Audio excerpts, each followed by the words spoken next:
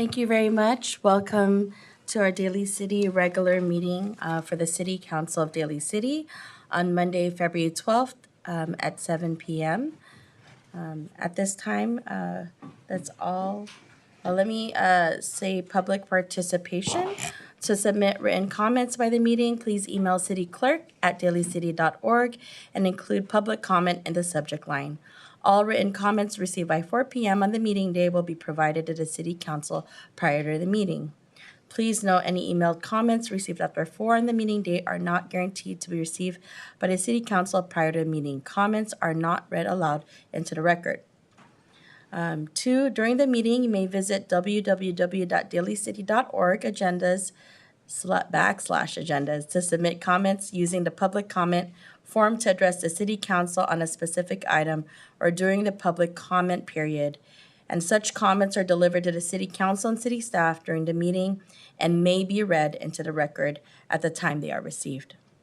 3, to speak at the meeting in person, please complete a speaker card located at the entrance to the council chamber and submit to a staff member as early in the meeting as possible.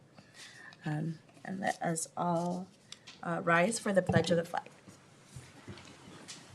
I pledge allegiance to the flag of the United States of America and to the republic for which it stands, one nation, under God, indivisible, with liberty and justice for all.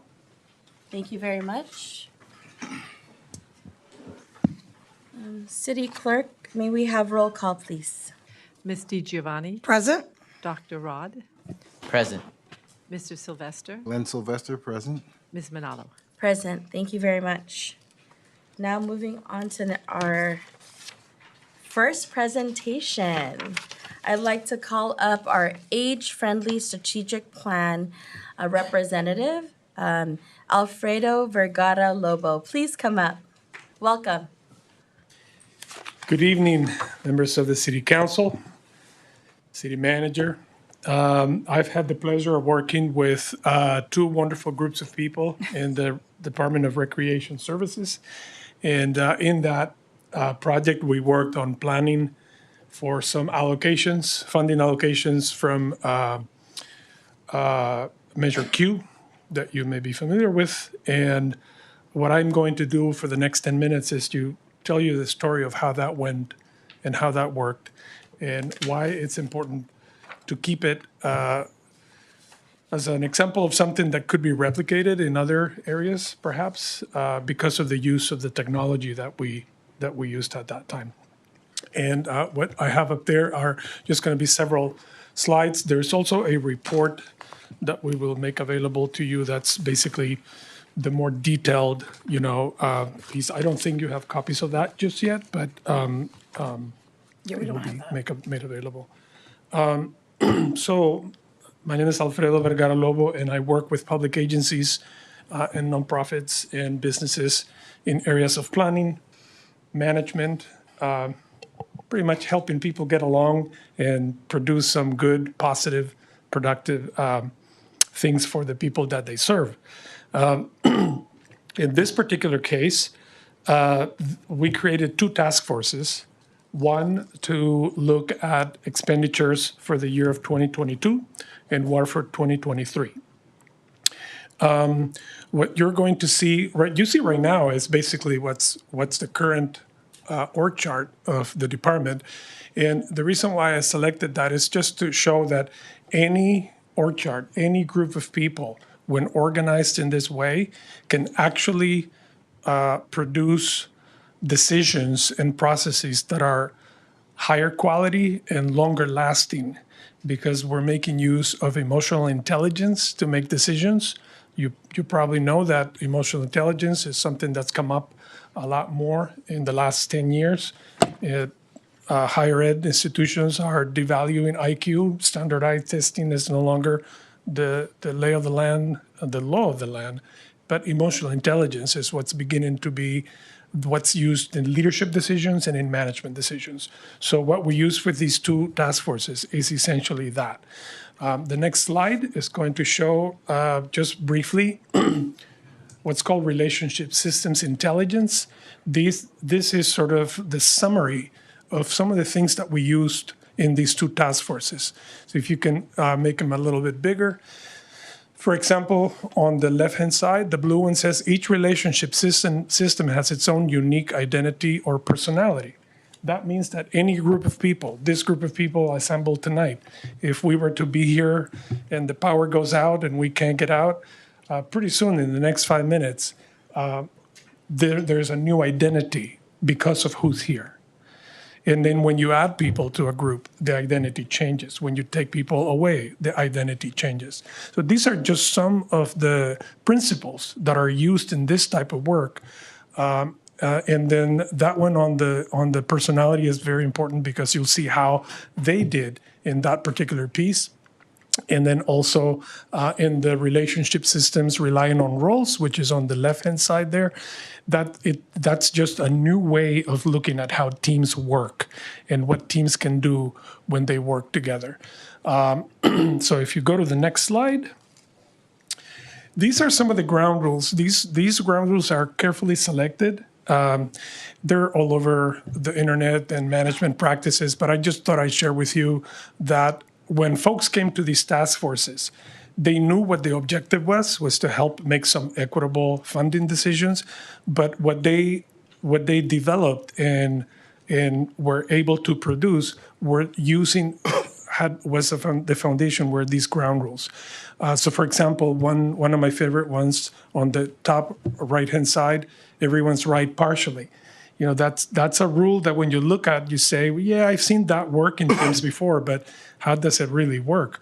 Well, what the theory says is that in any group, in any council, in any department, the truth and the rightness of a group is when everybody comes up with a decision. Everyone knows it's the right thing to do. We may disagree on some of the implementation or some of the aspects of it, but if we can agree that everyone has the right to be right, partially, that brings people in and helps them reach consensus much faster. Safe harbor at the bottom there is another one that's an important one. When people in these groups feel like they can talk about anything that they want to talk about, and people will give them the grace and flexibility to understand where they're coming from, then people are more able to open up and really talk about what it is that they're trying to say, not how it may come out, but what their intention really is. And then, of course, one you're probably very familiar with, the top left, all voices need to be heard. You know, we are inclusive by nature. As public governments, we want all voices to be heard. But when you come into a task force where people are from different layers of the bureaucracy, they feel much more invested when they know that their voice will be heard and it'll be part of the decision. So these task forces that we put together were diagonal, meaning they were not just management or middle management or line staff. They were diagonal. They were on purpose selected to be from different walks of life in the department, as it were. Next slide. This is the mission statement for the department, and the two, the purpose and core activities, that's pretty much on the department's collateral. The one that's highlighted is these are the values. This is after the team had been working for a couple of meetings. These are the values they came up with. So I thought it was good for you all and for the city to see what people came up with. This is how they wanted to work together. They wanted everybody's heart to be there, the ability to influence. Is this going to go anywhere? Friendships, commitment, helping each other, and community involvement. Let's go to the next slide. This is one of my favorite ones. So when we talk about the third entity in every group, we also give people permission to think freely and think outside the box. And so the question there is, how is this group going to make a funding decision? Well, that's kind of the business question, right? But what are you really about as a group? The first task force says that they felt like they were some combination of an owl and a reptilian animal, because they felt like they had wisdom as a group based on what they were looking at, the numbers, but they also, as a reptilian, they felt like if anybody were to be hurt or had to step down or something were to happen, that the group would grow another limb to make up for it. And so this is a creation of that picture. So when you give teams an opportunity to think beyond the head and just get out of their head and be more playful, they create images like this. That team, whenever they come together, whether it's part of it or all of it, they're going to remember this image, and they're going to make decisions the same way than they did at that time. Let's go to the next one. This is from the second task force in 2023. These are some of the values that they wanted to work to use: accomplishment, cohesiveness, collaboration, dedication, and fun. Again, a diagonal task force, not a typical, same level of responsibility task force. Let's go to the next slide. That team was asked, okay, so who are you? So this is not the team that did the owl or the reptilian owl. This is a team that said, you know what? Actually, the decision we're going to be making, this is the 2023, a lot more money involved in that decision. What this group said is we are somewhere between a caterpillar and a set of redwoods. And when we asked why, this is a very structured conversation, by the way, using relationship systems intelligence. They said, well, because we want to transform ourselves from the caterpillar into a beautiful butterfly. And what does that mean in terms of funding? Well, what it means is we want this funding to not only be done this way this time, we want it to, if it's helpful for others to use it, why not? Like if some of them were to go to other decision-making bodies, they could use the same principles. And the redwoods, you see the redwoods on the bottom right side, the roots are connected. There's a lot in the research about trees actually communicating with each other underground. It's really interesting. And so what they said is wherever we find each other again in our work, in this city assignments that we have, we're going to be connected by this experience. So they wanted they depicted that through this picture. Let's go to the next one. So the last two slides here, equity was identified as the primary value. Anything we do with this money has to be equitable. What does equitable mean? Well, in public service terms, it means there are barriers.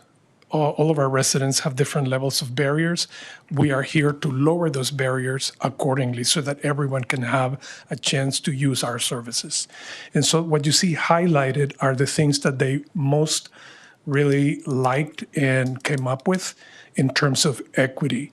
Adapting to address unintended consequences, adapting to boost those who are not able to be first in line, et cetera, et cetera. So that's just the equity from one of the meetings. And then the last slide here that I'll share is this is the final set of equity-centered guiding principles.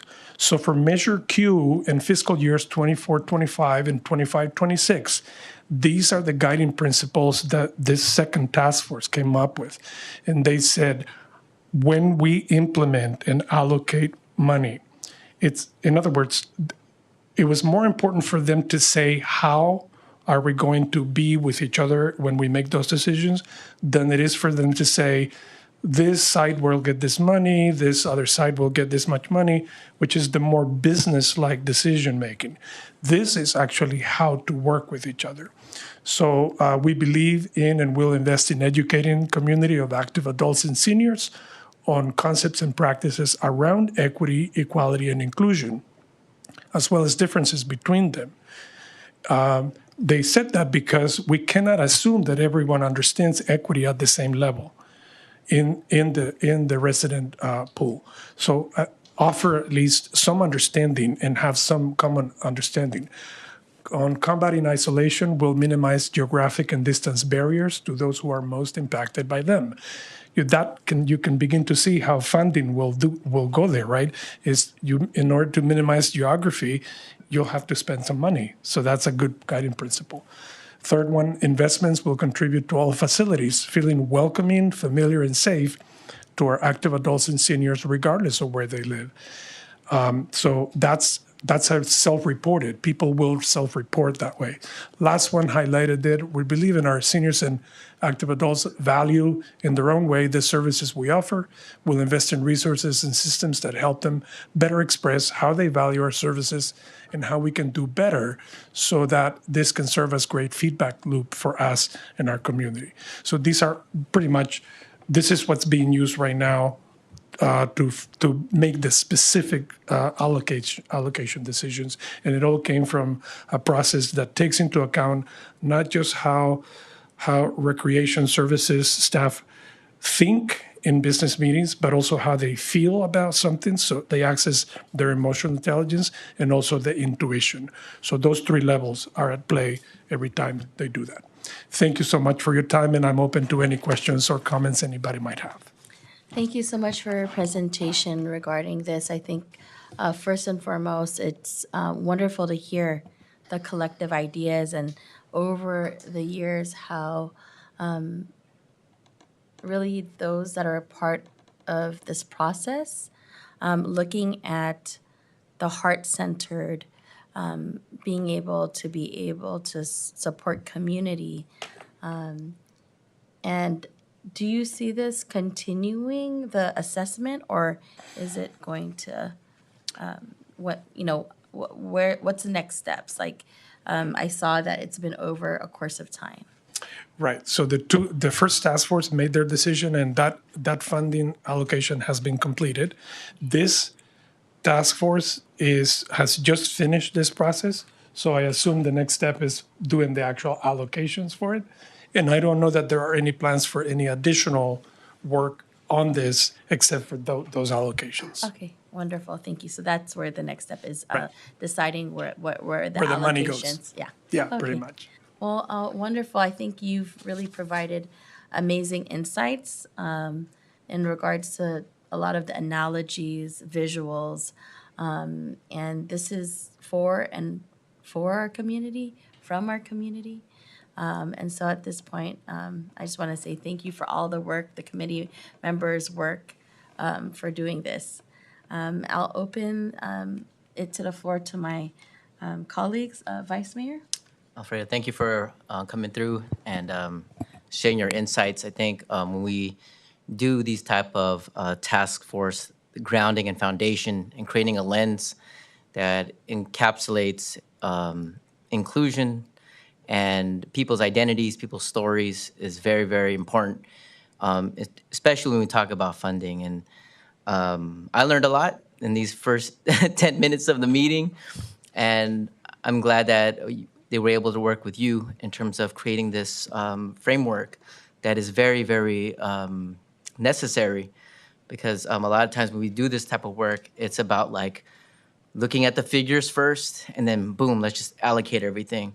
But I think you provided a very humanistic perspective that really takes in a lot of people's identities and they put it within that framework. So thank you.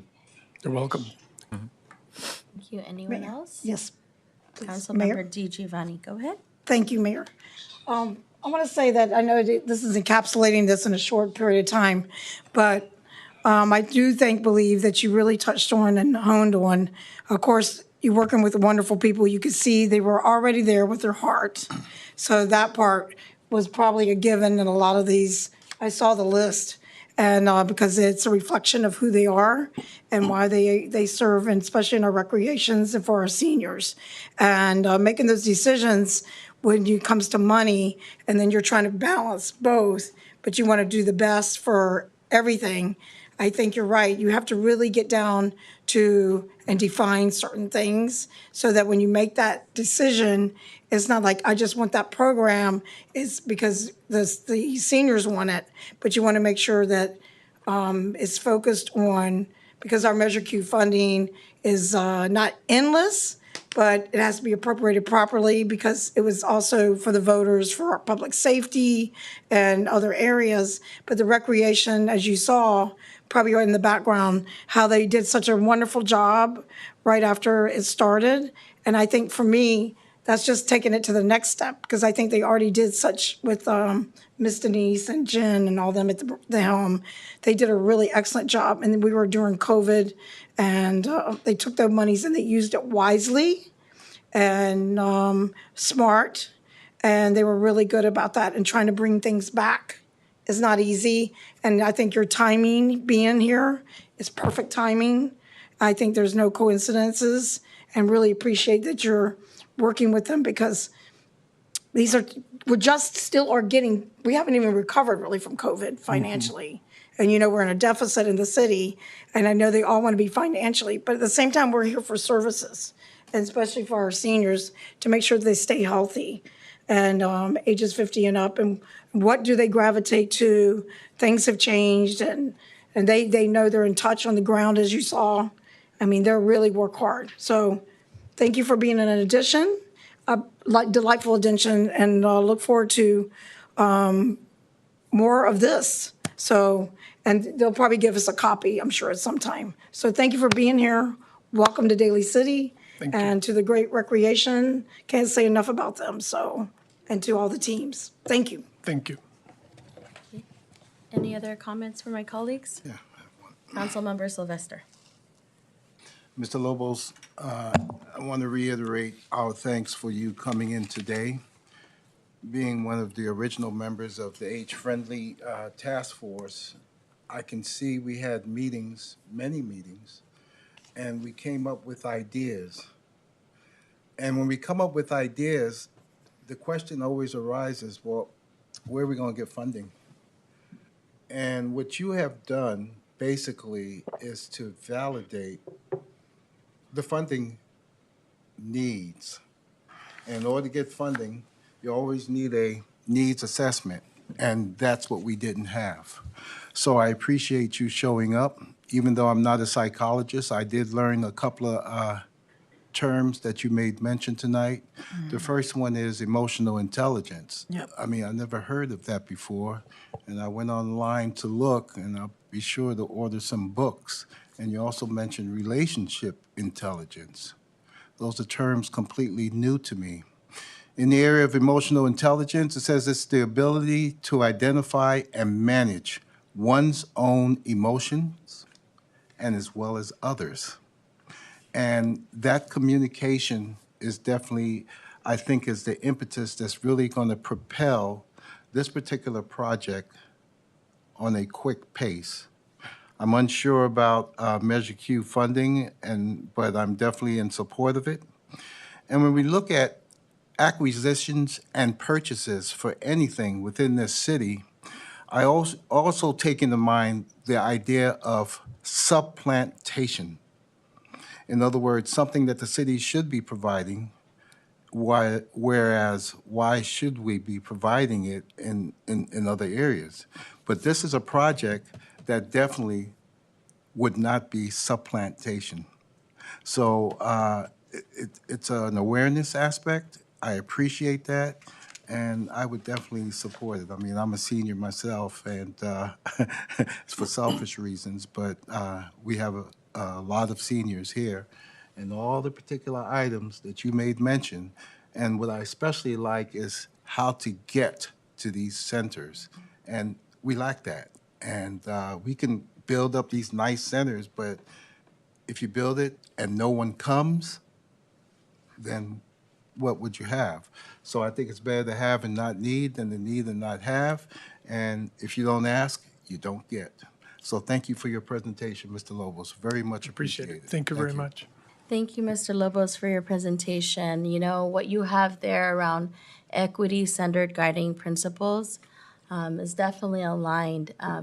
This evening, we will be having a resolution, and that resolution talks about how isolation and loneliness is a public health issue.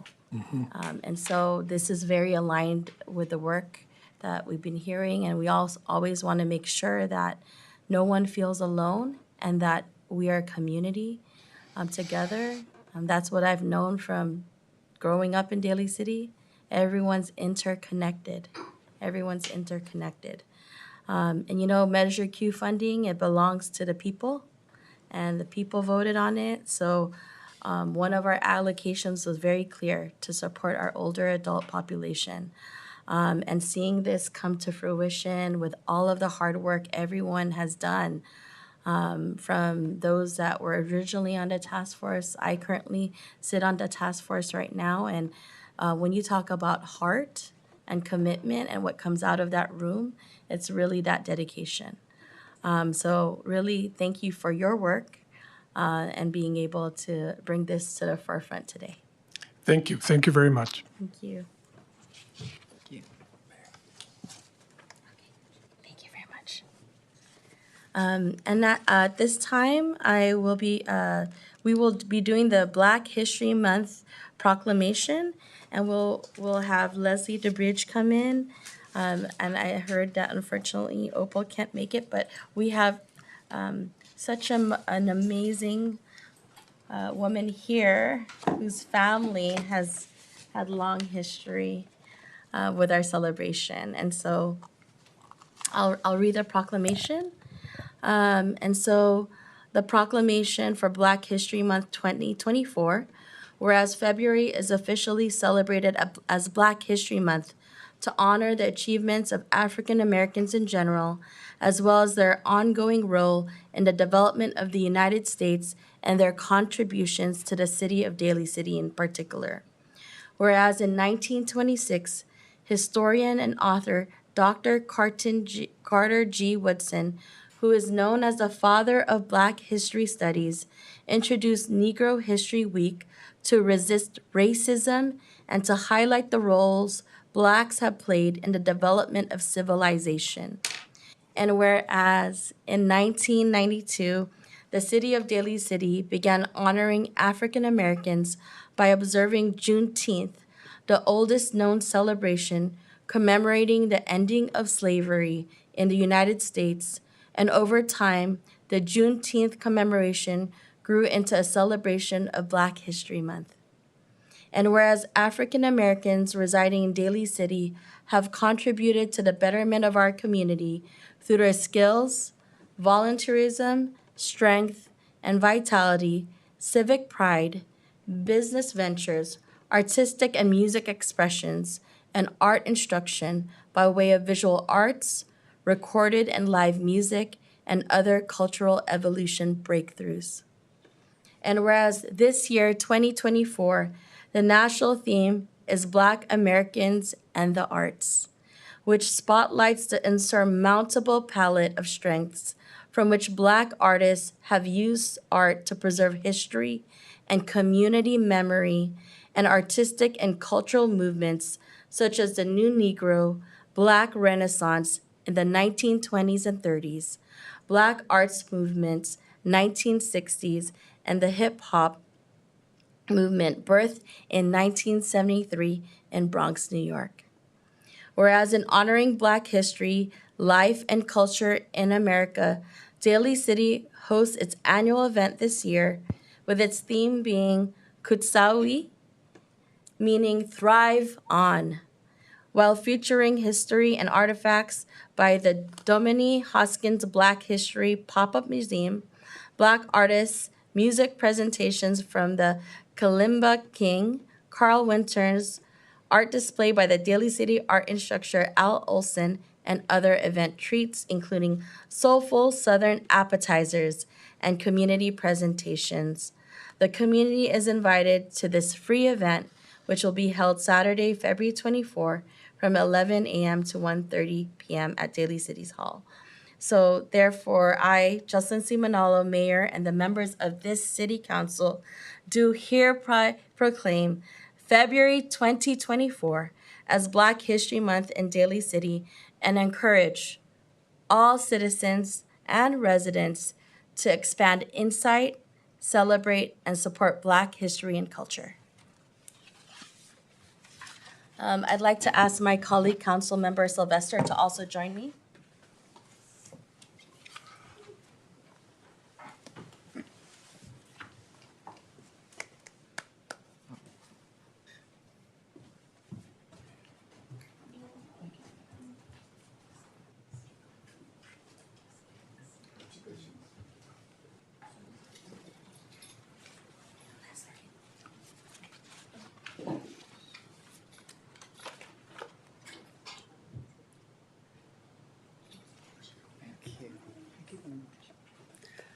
Thank you, Mayor. Good evening, council members and Vice Mayor. I am not, as Mayor said, Opal Fuller, who's to be here tonight, but I'm very, very honored to be here to receive this proclamation on behalf of all African Americans within Daly City and in the sounding of this broadcast. I want to invite you to our Black History Month celebration. We're really excited. You know, it's really apropos that, excuse me, today being February 12th, 2024, it's 124 years today that what is called the Negro National Anthem was written by James Weldon Johnson in 1900 on this day as a gift to President Abraham Lincoln in honor of his birthday, and it's expanded and you heard it yesterday on at the Super Bowl. Has been expanded. More people are knowing about it, so we're very grateful, and we're going to be highlighting several aspects, as Mayor said, of the arts this year, and we have the pop-up museum, the Black History Pop-Up Museum that is out of Redwood City, and they have done a lot of work bringing together many artifacts over the years. Dominique Hoskins, that's going to be totally covering the third floor upstairs,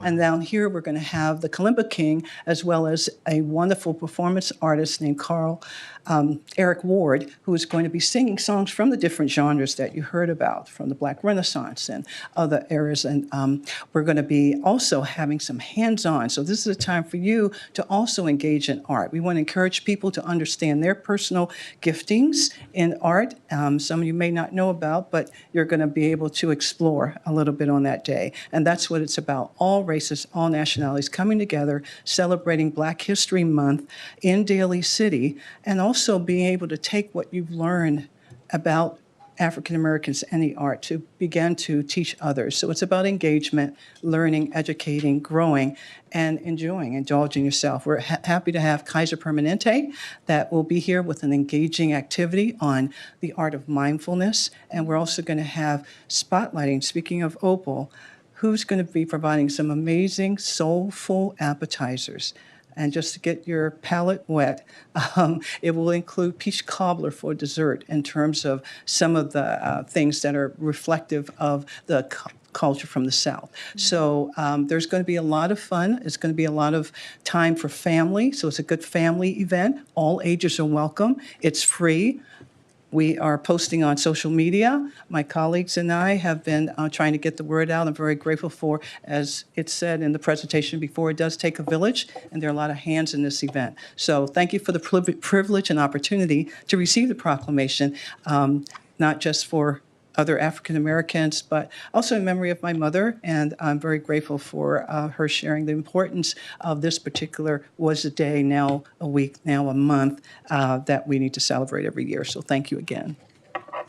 Any questions? Thank you so much. I just want to say, if it wasn't for your family to really bring forth the celebration, it is tremendous. I've been able to attend it several years now, but what it is filled with is definitely community, love, and you feel the essence of just being filled with joy. And sometimes, different years have, definitely around education and being able to share intergenerationally. I mean, that's what I see every single year, from the very small, young to the very aged, with wisdom. I'll say that. So if those of you are watching, please join us here at a wonderful celebration to honor our Black community and Black History Month.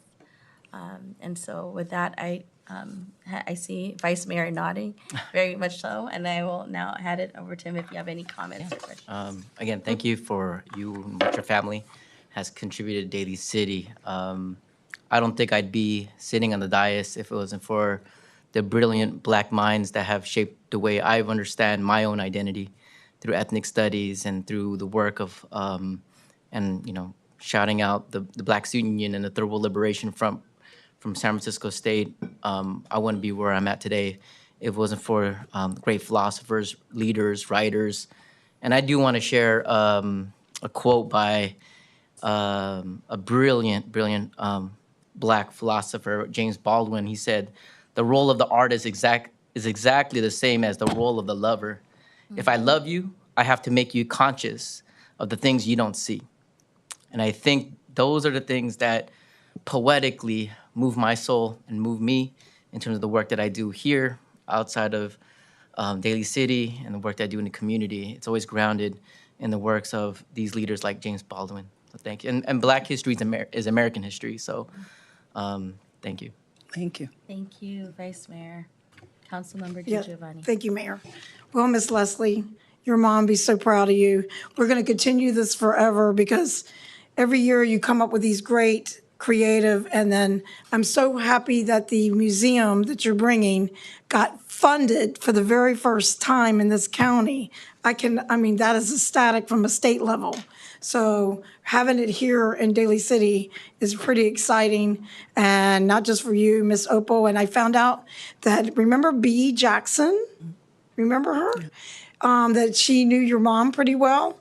And there's some great stories from that maybe in the future that we can also speak about her. She was our first, by the way, our first planning commissioner, first Black woman planning commissioner. So at some point, I'd like to honor her as well. And I'm looking forward to it. Last time that food was delicious. The music was fabulous, and the history of Harlem, I remember all that.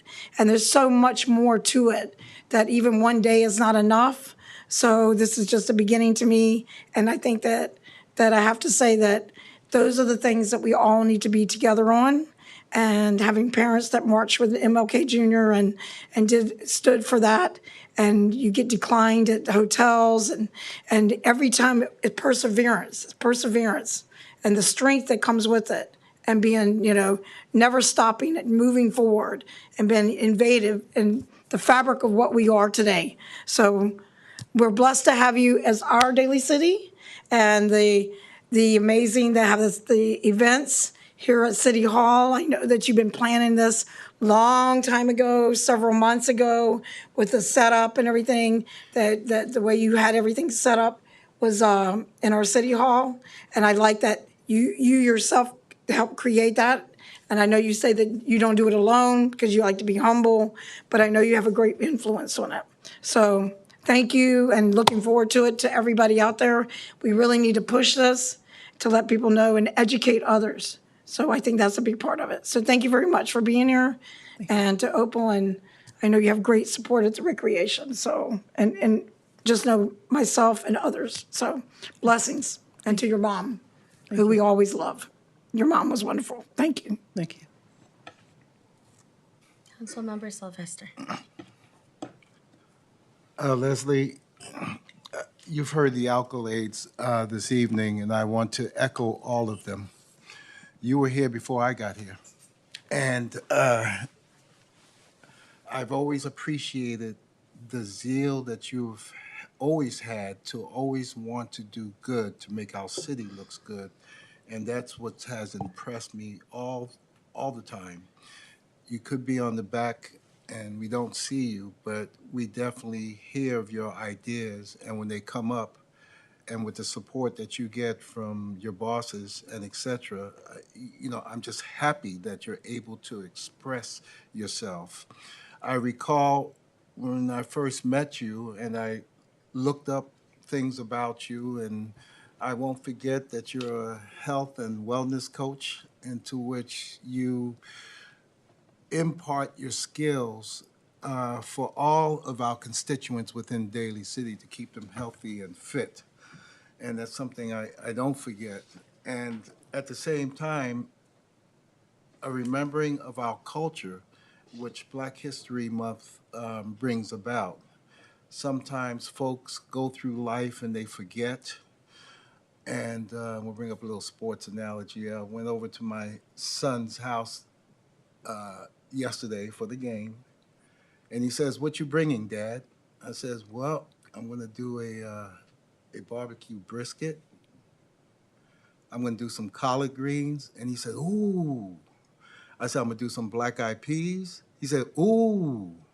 And to my surprise, when I got there, he made the peach cobbler.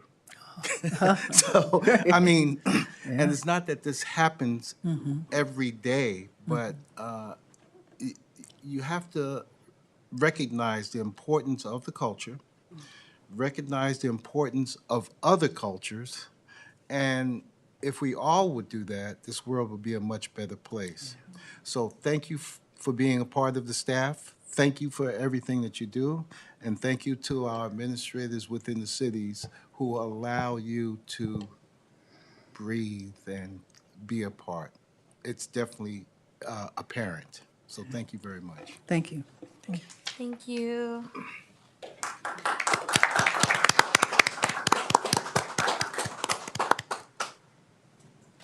Now, moving on to item number 3 for presentations, to ask Clayton Koo, DCPLA grant to the Daly City Public Library to please come up. Thank you. Good evening, Mayor, Vice Mayor, members of City Council, and city staff. Thanks for the opportunity to speak to you tonight. My name is Clayton Koo, and I currently serve as the Vice President of the Daly City Public Library Associates, or better known in the community as DCPLA. Tonight, I have the honor of presenting to the City of Daly City 2 grants to our Daly City libraries, a combined total amount of $10,300. The first grant is through the ongoing Gordon L. King Memorial Grant for $7,300. This grant will be used to provide additional study corrals at the Ceremony Branch Library to create a welcoming and comfortable space for library patrons who use their laptops, seek to find an area to study or work, or simply to read on their own at the library. These are intended to match the current corrals at this branch and will provide more private workspaces for users. The second grant is through the Nora Roberts Foundation for $3,000. This grant will be used to purchase a collection of Vox books, which are print and tech hybrid picture books and early chapter books with audio recordings embedded inside the front cover. Each Vox book has a permanently attached reader, which reads the book aloud to the children, allowing each child to simply press a button to learn and listen while they read at the same time. Thank you to the generous donors behind the ongoing Gordon L. King Jr. Memorial Grant and Nora Roberts Foundation for providing these grants to enhance the library experience for all of our residents. We extend a heartfelt thanks for this continued investment in Daly City's public libraries. We look forward to seeing all of our residents enjoy these library enhancements for many years to come. And I also want to invite members in attendance tonight, as well as watching online, and members of the council. DCPLA raises funds to support Lead directly help Daly City's libraries. All the proceeds from donations and support goes back directly to Daly Cities. We have some envelopes for members of City Council, as well as for those attending here online. Those attending here in person at the front, they can also make donations at dcpla.org as well, too. Thanks so much for your time tonight. Thank you, Clayton, for that presentation. I think I say this over and over again, that DCPLA does a tremendous job to give back to our communities, especially our libraries.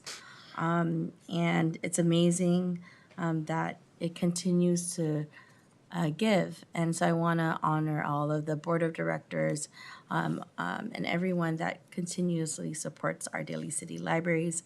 I know that it's a partnership continuously, and we see the organization come pretty often, meaning that it's a nonstop organization in that respect.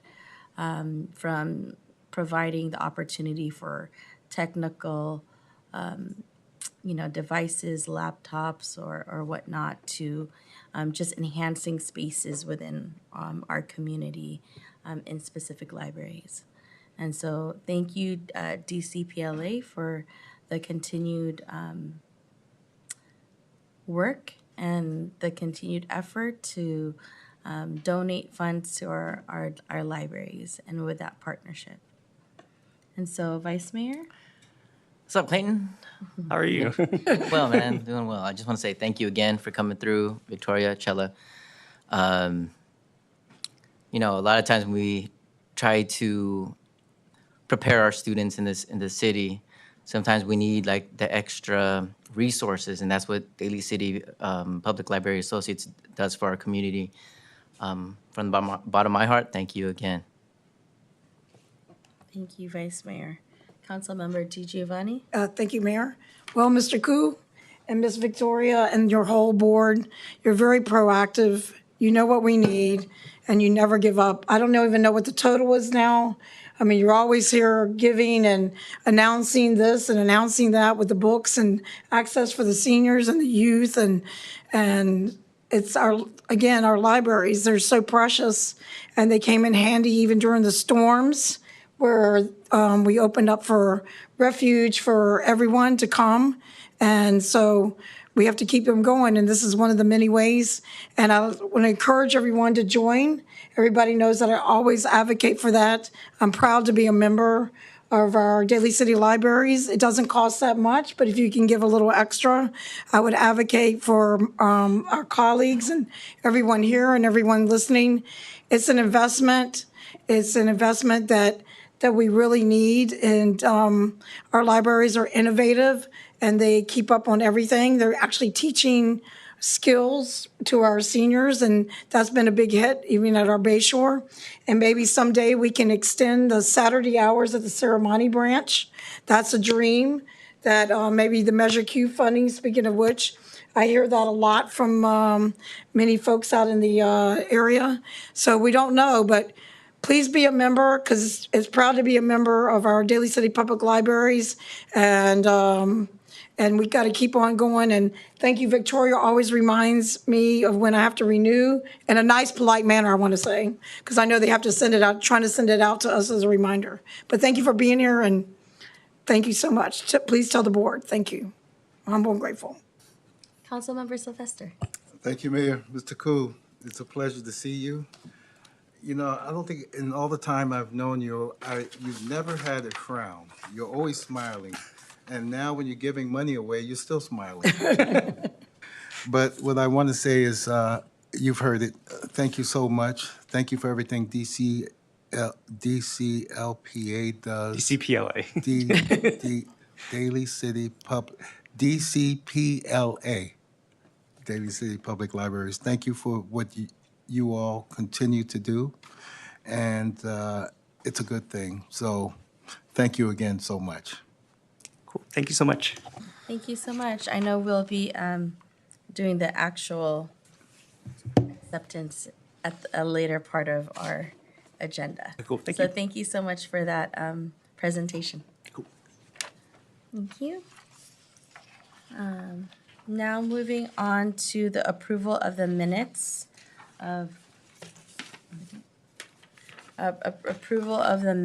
for the regular meeting of January 2022. So I just like to want to ask to that the minutes we are asking asked to approve tonight do not accurately reflect item 13 from the January 22nd, 2024 council meeting, in which Councilmember DiGiovanni stated she wanted all of it on the record. And I quote, "So let me begin, and I want this all for the record. The summary does not reflect the 31 minutes she spoke or the others spoke on the record about the subject. Since this is a very serious subject, and for full transparency, I'm asking that the minutes be amended to include what was actually said for this item by Councilmember DiGiovanni and the rest of the council members present. I'm asking for this amendment for full transparency so the public knows what was said and by whom." Okay, thank you, Vice Mayor. So in regards to the minutes stated, you'd like to have an amendment to reflect what you stated. So, Madam City Clerk, did you receive and hear what Vice Mayor is requesting? I did. Okay. I'm not exactly sure what you mean by that, but I'll take a good look at it and see if I can reflect what it is you stated in there. Are you intending to send me anything in the email? I think one Yeah, and reviewing the minutes as well, I think that even Vice Mayor's comments are not reflected in your minutes.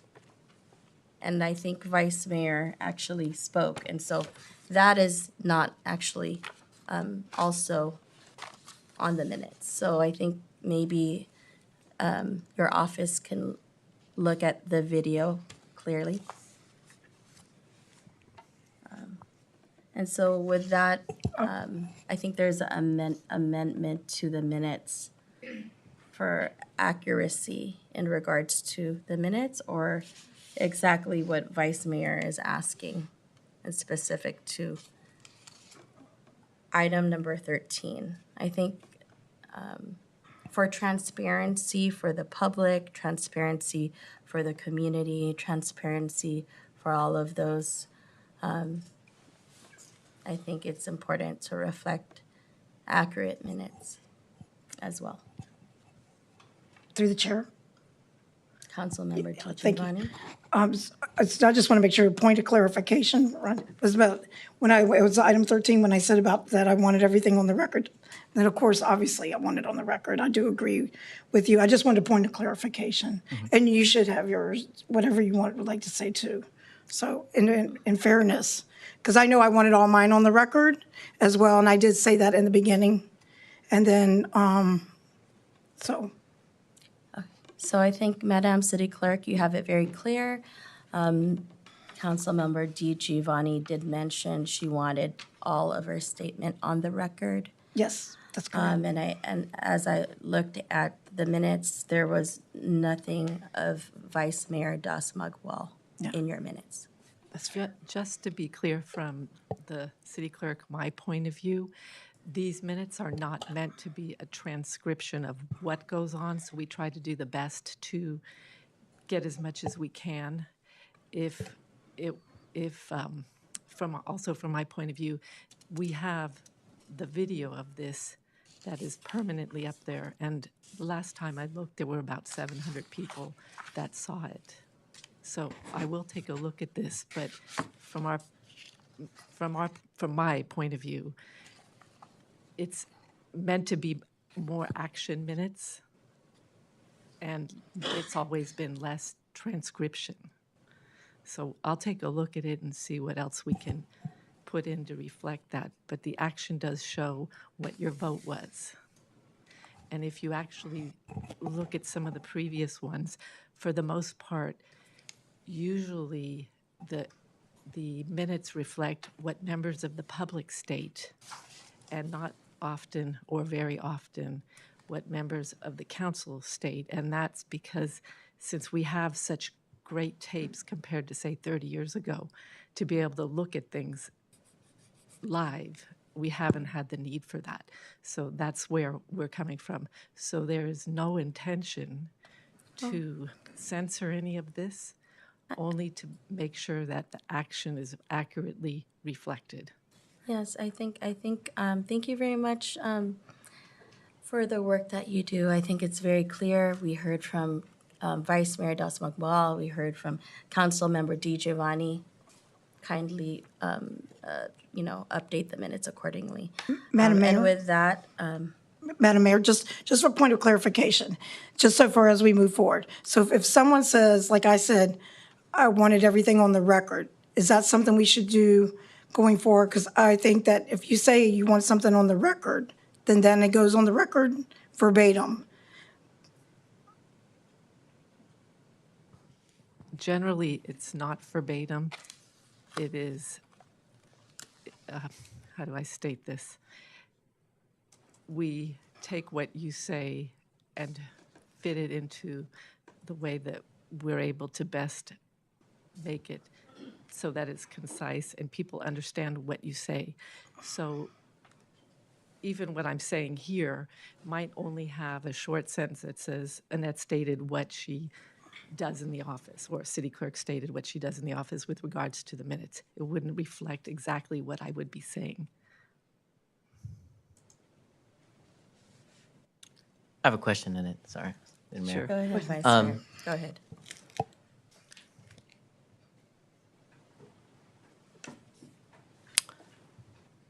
would it be like reflected in the minutes? Be like, refer to this time on the meeting in the notes? Would that encapsulate that? Or, So so it doesn't have to be a transcription, but for those that would like to refer back to it, they'd be like, refer to 1 hour 22 to 1 hour 51 minutes in the Daly City video. we don't do that. Oh, But okay. the neat thing is that all our minutes for quite some time reflect that you can view the video Okay. at the website, and it has a website, I believe, so that you can see that meeting. Okay. And that was put on maybe 2 or 3, maybe 4 years ago, when we really got very good at keeping our videos. Okay. The wonderful thing that I think about Daly City and public transparency is that we have managed to keep all the videos forever. There are some cities, I'm told, that delete things like that after 3 months because there's no rule, steadfast state government rule that I know of, that say that you have to keep things permanently. I think it's pretty neat. In my office, I have video, little round ones that were from almost 20 years ago that we've collected and that I've saved. Technically, I didn't need to save those, but I think they're important. And what you say, of course, is important. Thank you very much for your question, Vice Mayor. I think just what's requested of you, Madam City Clerk, is to go over the video, ensure that the minutes are reflected of, and I think you have 3 council members here. And so I think with Vice Mayor's comments in regards to the minutes, are there any other, is there anything else? Or I'll motion to approve the minutes with the amendment of Vice Mayor Das Magboa. Go ahead. And I'll second. Okay, I have a second. And then, Madam City Attorney, do we need a roll call vote or for this, or I just think all it's a in good favor? idea. Okay, May I let's have do a roll call vote. point of order, please? Discussion? Madam Councilmember Mayor. Sylvester, and then we already had a call for the vote. So I will allow you for discussion right now. Go ahead. I'm sorry, I didn't get that. I said I allow you, there was a roll call vote called already, and usually we're gonna go to vote, but I'm allowing you for discussion right now. There was a roll call vote. So at this point, you called point of order. I'm allowing you to say your comment. Did we But there take was a- a roll call vote. Did we take a roll call already? I'm saying there was a call for the roll call vote. We're about to, you said point of order. I'm saying I'm allowing you for your comment. I'm being very clear. And so I'm just saying we were about to vote and then you asked for point of order. So I'm allowing you to speak at this time and then we're going into a vote because there was a call for the vote already. Go ahead, Council Member Sylvester. You have the floor. All right, thank you, Madam Mayor. It's my understanding whenever a motion is placed on the floor, as per Robert Rules of Order, if there's a first and a second, then we open it up for discussion, and that's why I call point of order. It's I will perfectly be- fine. We allowed others to speak prior to that. It depends on, how we do the meeting. How we've been doing it, I've been very gracious. I ask comments first and foremost. You have the floor. Go ahead. All right, I'm not going to debate. I'm No, just you have the bringing out floor, a few Councilmember points Sylvester. right now. You have the floor. Even though I will be abstaining on the vote because I was not here for that meeting, so that's a point I need to make. And according to Municipal Code 2.04.030, and I'd like to read it, a paragraph out of it.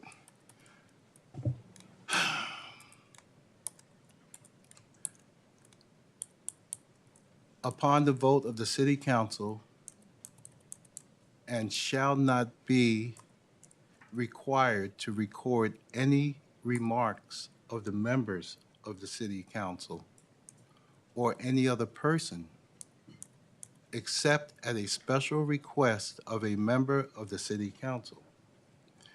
A record shall be made of the names and persons addressing the city council and the title of the subject matter to which these remarks related.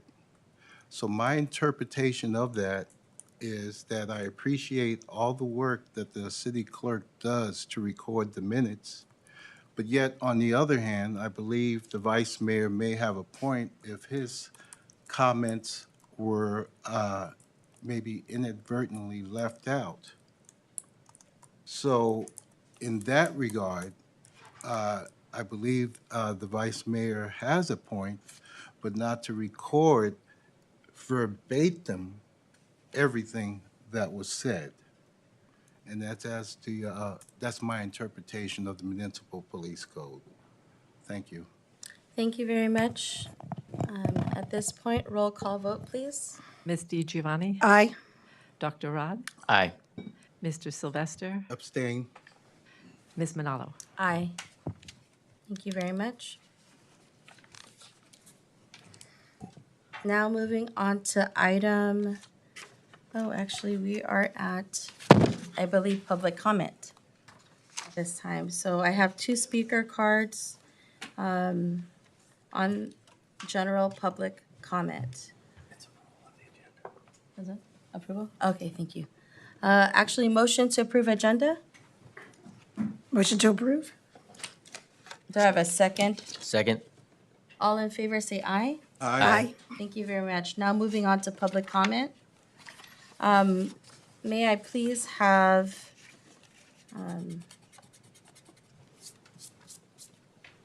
Mr. Brent Turner?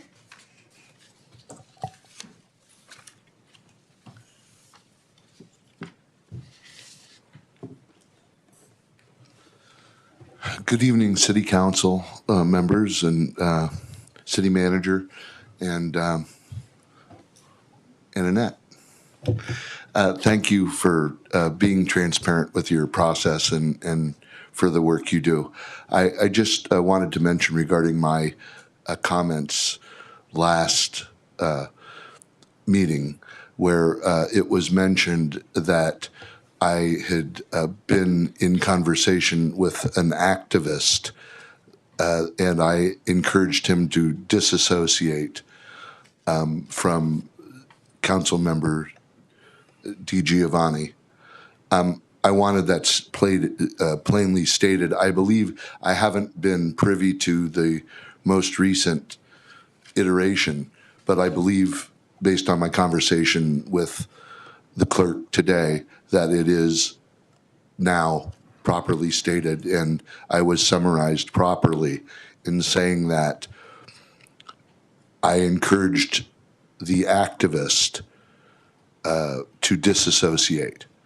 And there was some concern on my part earlier in the day, but I think it was rectified via my conversation with the clerk, and I appreciate her efforts and all of your efforts. Thank you very much. Thank you very much. And now may I please call on Rebecca Eisen?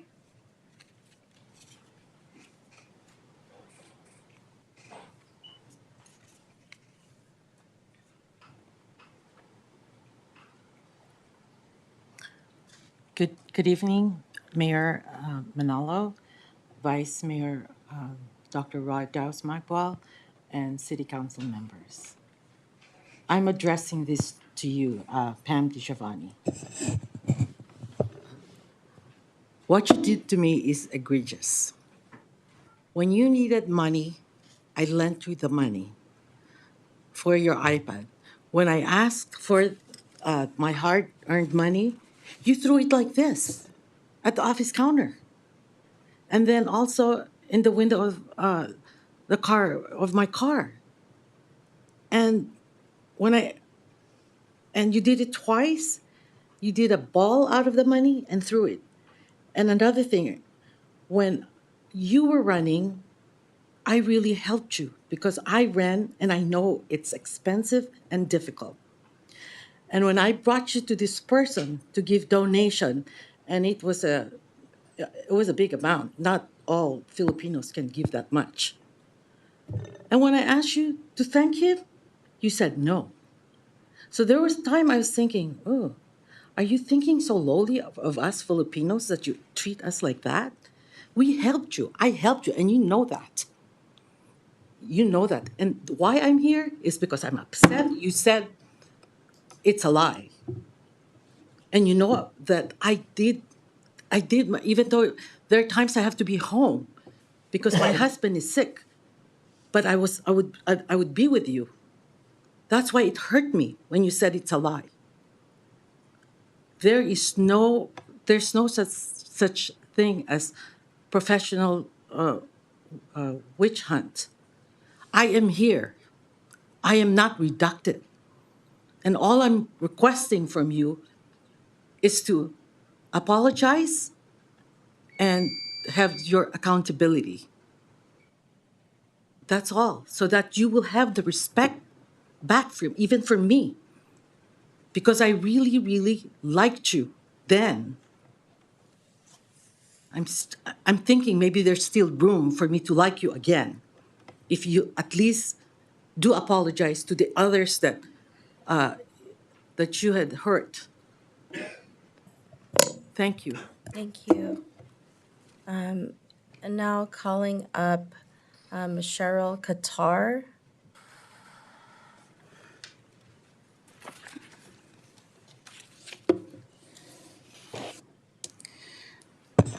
Before I begin, I want to ask Councilwoman Di Giovanni to close her eyes and open her ears, listen with an open mind, and look past the color of my skin. Disregard my race, and instead listen without bias. So, last meeting I watched on YouTube. And by the way, not everyone has internet to watch the meetings. Not everyone has TV. So, some people do rely on reading minutes to see what happened. But that's just me. I mean, other people, other places may erase the videos, but maybe because they have an accurate minutes. But anyway, that's just my 2 cents. So I watched last council meeting and I listened to you being admonished. I heard the council members extend compassion towards you. But I also heard you shame your victims. You know all those victims. They are redacted for the public's sake, but every single one of those victims you are aware of. These complaints began in 2018 when you were first elected to office. You were CC'd on all these complaints. You know all these complaints. You know all these people. So last meeting, when you were acting all surprised, I don't understand your acting. I mean, I know you're acting because I know you're aware of all these complaints. These didn't just start this year or last year. They started in 2018. That's 5 years ago. So you acting like you're not aware and you're caught off guard is really an act.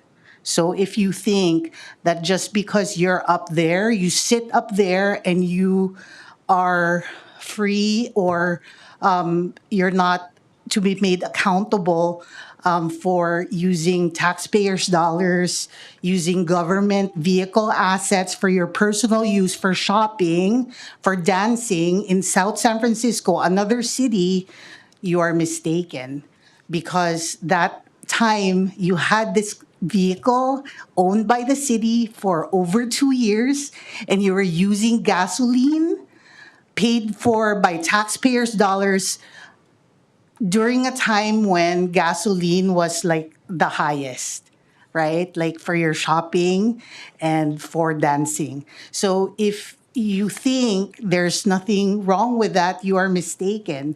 Your investigation, by the way, was not initiated by your fellow council members. It was initiated by Human Resources of the City of Daly City. Thank you. Now calling up Fernando Montanes.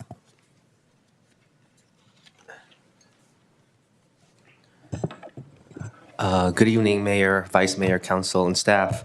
I commented during the last meeting talking about how when the reports were being said and the reactions of the councilwoman, Pam Di Giovanni, just displayed complete lack of remorse and, like what the previous commenter said, victim blaming. That's still very relevant today.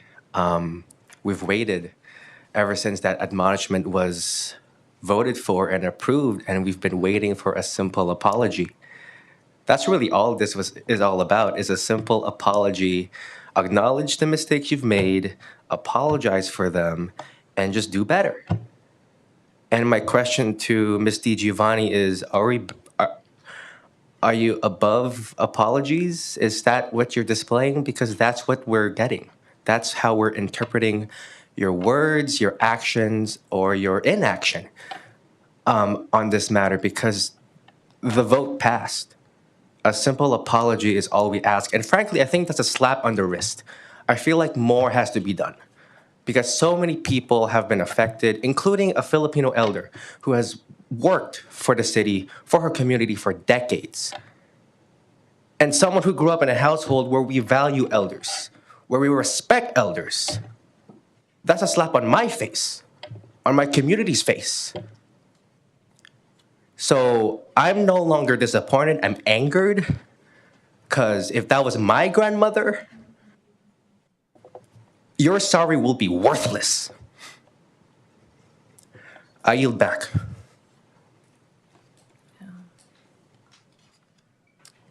May I call on Edselyn Cabiles?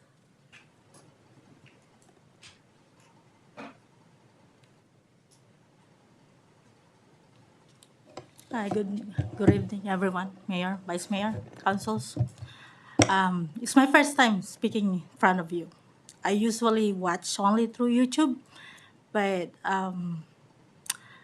whatever that's happened because of the investigations, I read the investigations, and I am the one of the victim.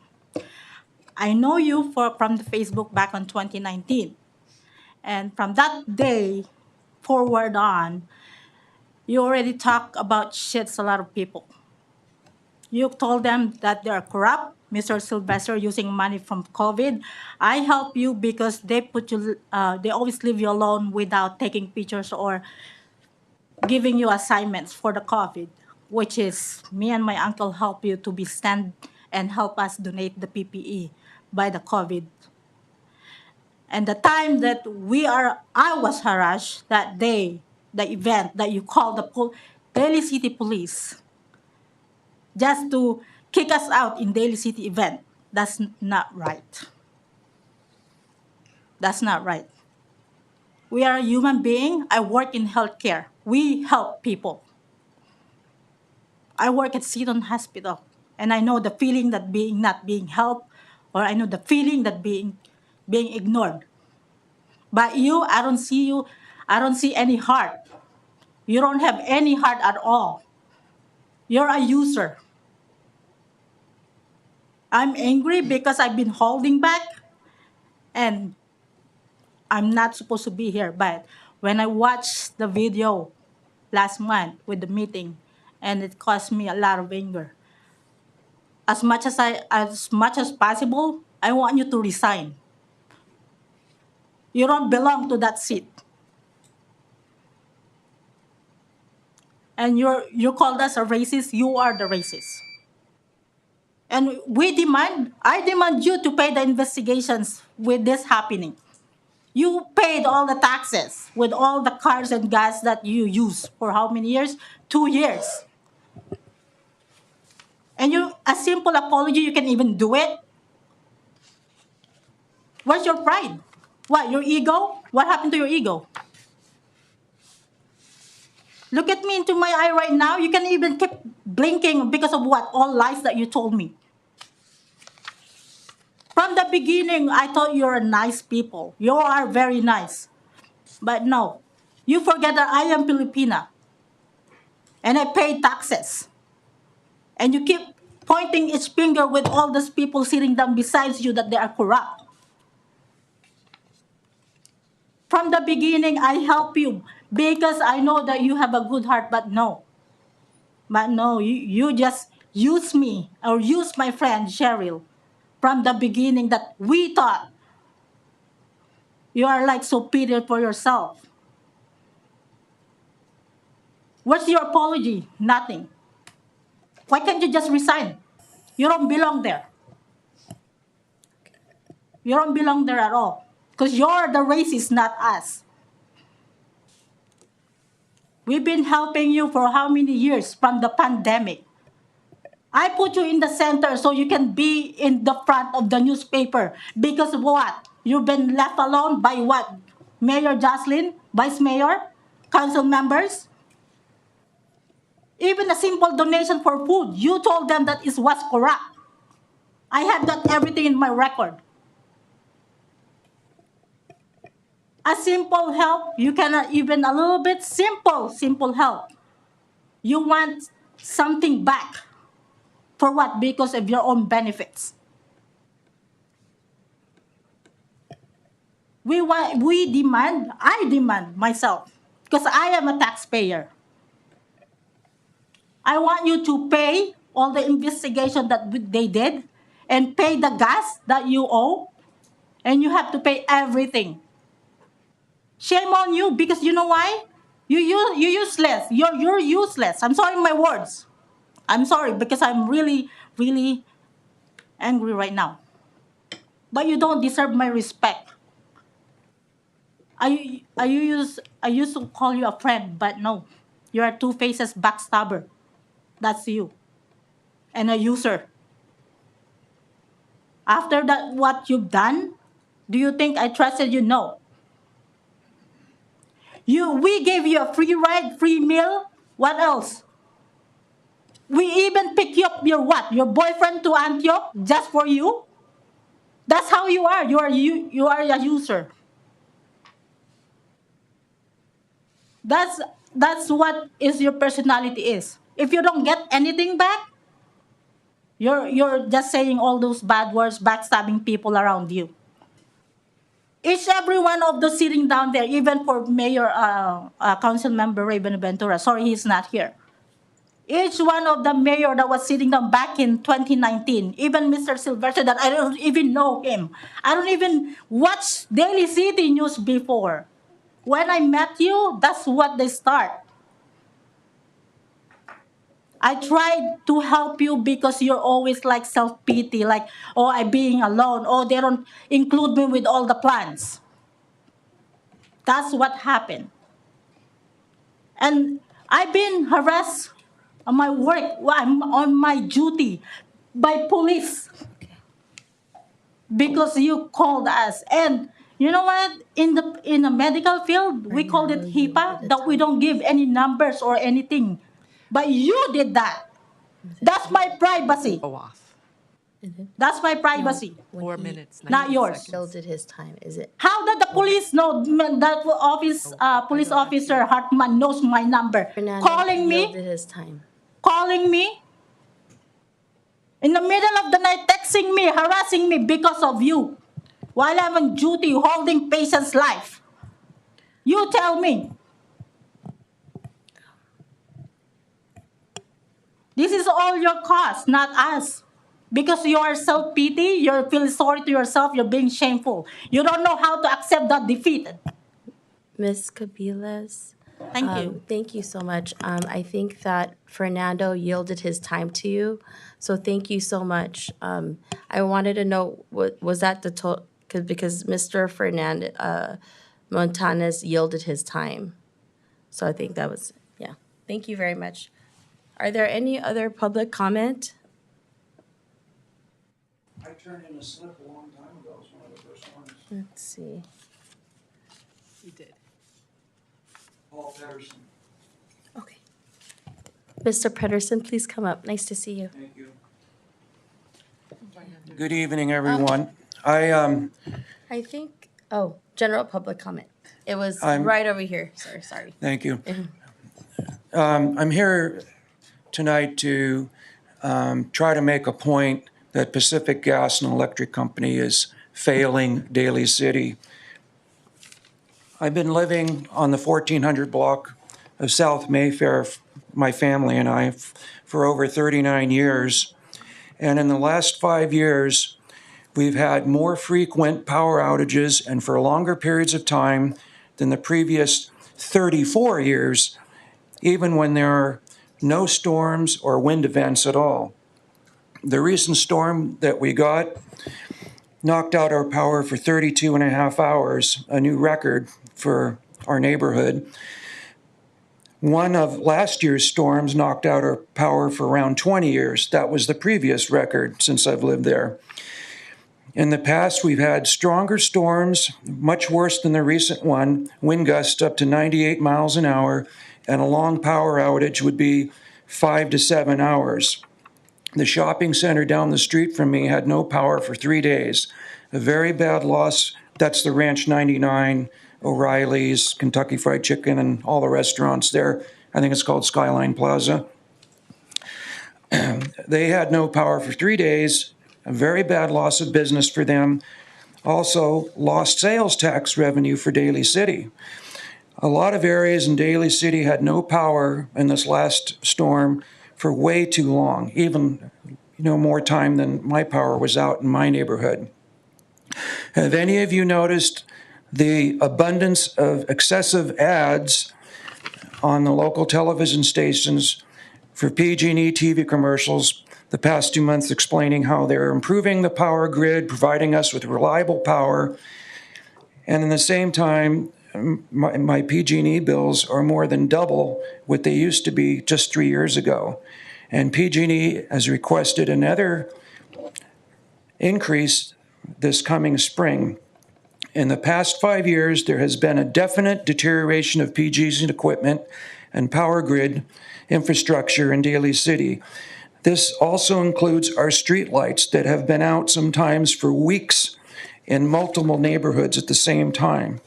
This is why I'm asking you, the Daly City Council, to file a complaint with the Public Utilities Commission, talk to PG&E upper management, or perhaps the CEO, and demand improvements for Daly City, because the current situation is not acceptable. I also suggest to everybody here that they contact Phil Ting's office and log in a complaint. They're tracking complaints regarding PG&E and trying to prevent this next rate increase. But the bottom line here is I see this downhill trend, and I hope that you, the council, will take some kind of action. I'll check in with you in maybe 2 or 3 weeks and see where you're at with this. Thank you for your time. Thank you. I want to thank everyone who came up for public comment. And now we are moving on. If there's no other speaker cards, Madam City Clerk? Okay. All right. No other speaker cards. We will be approving the consent agenda this evening. Madam Mayor, I move to, I was just going to tell you, I want to pull 7 and 9, please. Thank you. 7 and 9. Please. Thank you. With an exception of items 7 and 9. I move to approve these items. Do I have a second? Items except for 7 and 9 to be approved. Motion. Madam Mayor, I second your motion to accept all items on the consent agenda with the exception of 7 and 9. I'll second. Okay. May we have roll call vote, please? Ms. DiGiovanni, Aye. Dr. Rod, Aye. Mr. Sylvester, Glenn Sylvester, aye. Ms. Minaldo. Aye.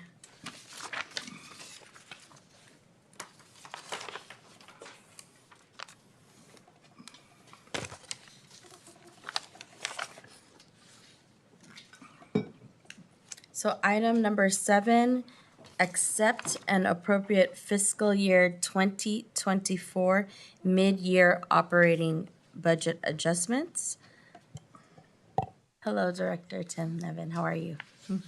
Good evening, Honorable Mayor, Dr. Vice Mayor, and council members. For item number 7, it is recommended that the City Council accept and appropriate fiscal year 2024 mid-year operating budget adjustments. The fiscal year 2024 operating budgets were adopted by the City Council on June 12th, 2023. The fiscal year 2024 mid-year budget review is an opportunity for staff to recommend budget adjustments to reflect changes in revenue and expenditure estimates based on performance through the first half of fiscal year 2024. After a review of financial activity from July 1st, 2023 through December 31st, 2023, city staff identified needed budget adjustments as summarized in attachment A. Staff was recommending an increase in general fund budgeted expenditures by a total of $159,838.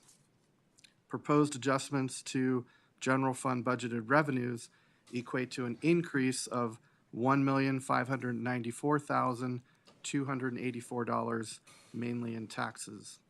Staff recommends adjustments to expenditures and other non-general fund budgets that equate to approximately $517,000. Proposed adjustments in revenues in non-general fund budgets equate to an increase of $9,885 in the Housing Set-Aside Fund and a decrease of $4,965 for the Water Fund for interfund transfers. In summary, staff recommends the City Council adopt a resolution to approve the recommended budget adjustments for fiscal year 2024 as outlined in attachment A. Staff is available to provide any additional information desired by the mayor and city council members. Thank you.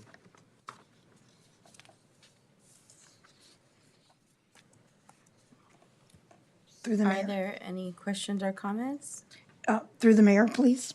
Councilmember Di Giovanni. Thank you. Mr. Nevin, thank you so much for your report and the details. I just have a quick question on where it says physical impact and where it says will increase 159,000. I get that part. And is this a normal type thing that usually occurs because of not being able to predict? So like when we approve the budget and then all these extra expenditures That's correct. have occurred? They, typically, as we will do over the coming months, we will look at the proposed budget for 2025. So we created the 2024 budget approximately 10 months ago. And since that time, there have been some needed adjustments. There are some very small, relatively small increases to expenditures that we are looking at. But the really big change is increasing the revenue budget for the general fund, which is a very good scenario. We are updating it based on latest information from our sales tax consultant and also some unanticipated additional revenues that we've had this fiscal year. So we're making adjustments to the budget for those.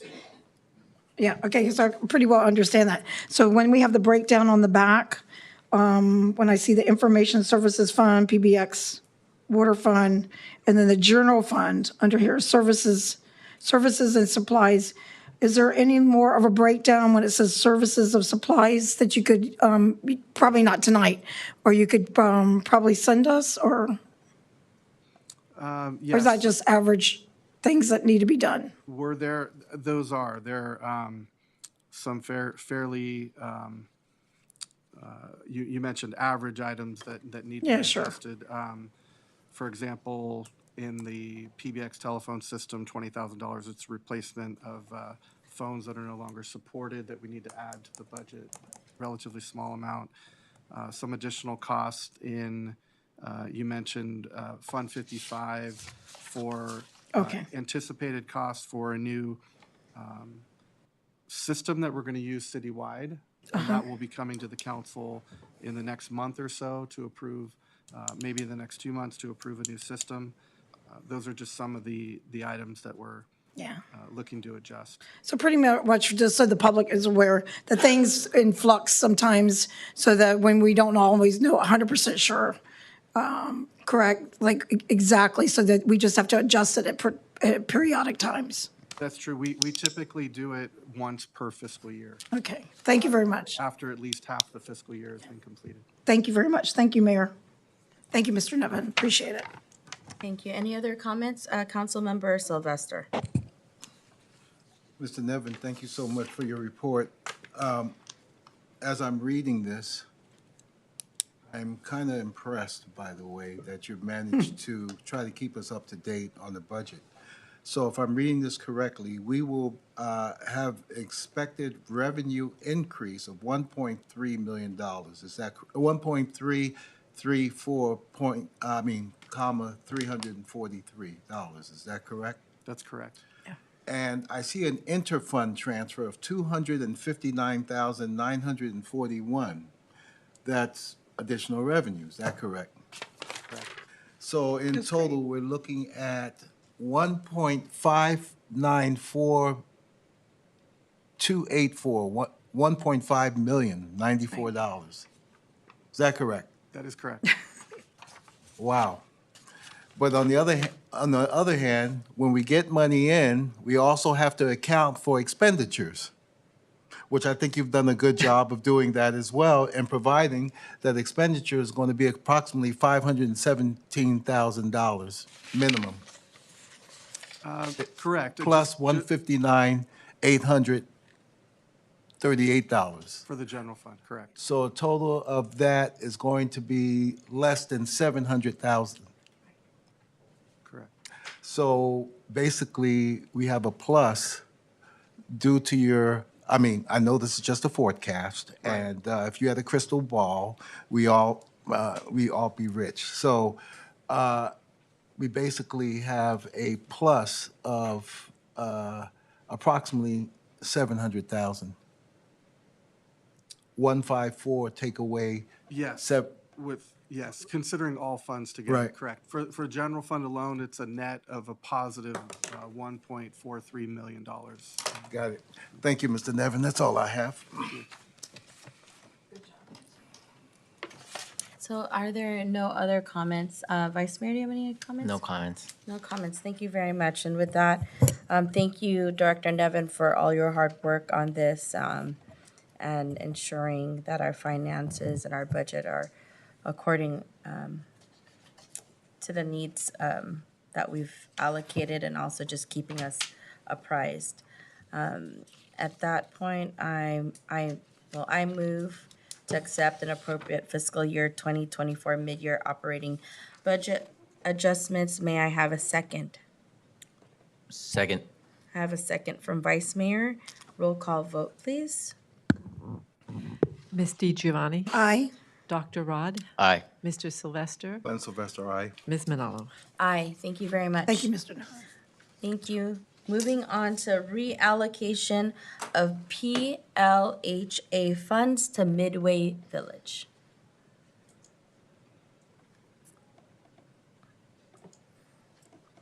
Welcome, Linnell. Mayor and council members. So the recommended action before you tonight is to approve the reallocation of $486,230 in permanent local housing allocation funds from 493 Eastmore to Phase 2 of the Midway Village redevelopment, and to authorize the city manager or his designee to enter into the documents and agreements related to the allocation of these funds to Mid-Penn Housing. Okay, so in June of 2022, the City Council approved an allocation of up to $2,917,380 in permanent local housing allocation, PLHA, funds for the Court Company's affordable housing project at 493 Eastmore. The 493 Eastmore project consists of 72 units with 35 studios, 36 one-bedrooms, and a manager unit. Since that time, the Corps companies has worked diligently to secure additional subsidy financing required, but unfortunately, it still needs significant additional subsidies, and the competition for the subsidies at the state level have been really fierce.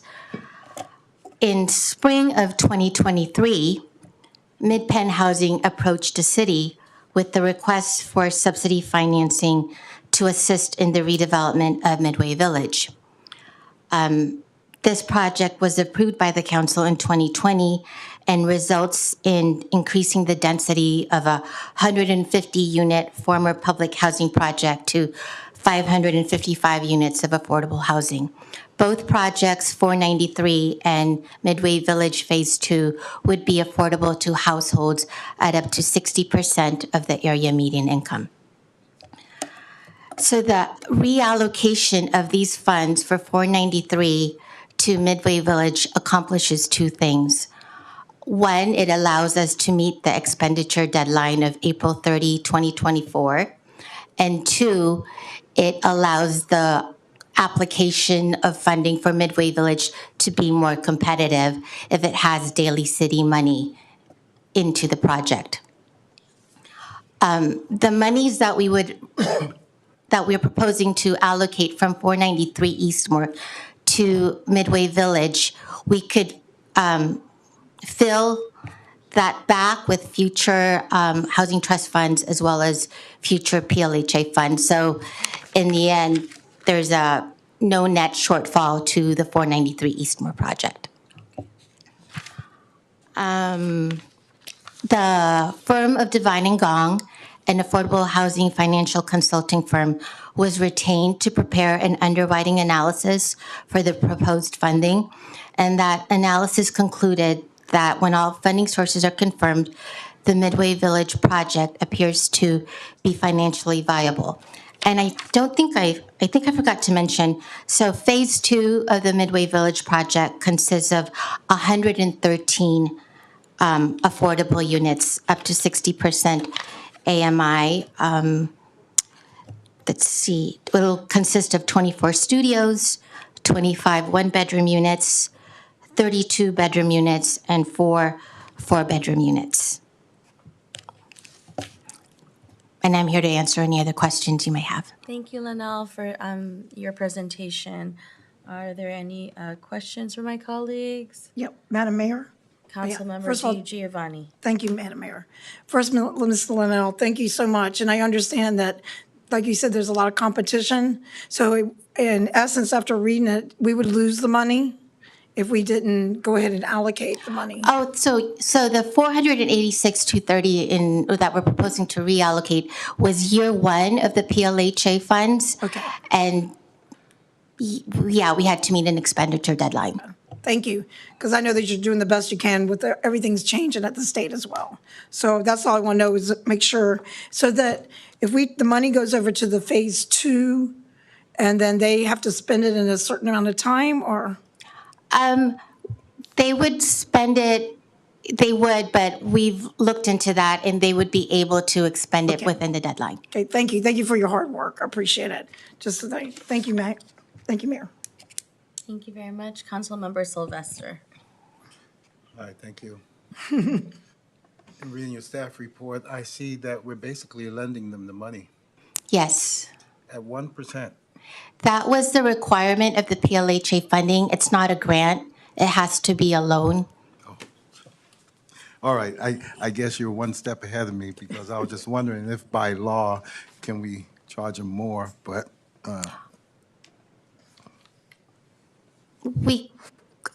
I think we could, but we've already had the documents reviewed by HCD and approved. okay, thank you. No further questions. Thank you very much. You know, when you were doing your presentation, it was very clear when you said, you know, there's actually no impact to the other project. And so that was my main concern, what's going to happen to the other project. But in your presentation, you were able to definitely clarify that. And so with that, if there's no other questions or comments, I move to approve item number 9, a reallocation of PLHA funds to Midway Village. Do I have a second? Second? And may we have roll call vote, please? Ms. DiGiovanni, Aye. Dr. Rod, Aye. Mr. Sylvester, Glenn Sylvester, aye. Ms. Manalo. Aye. Thank you very much for our report. Thank you. Moving on to item number 10, resolution to declare loneliness as a public health crisis.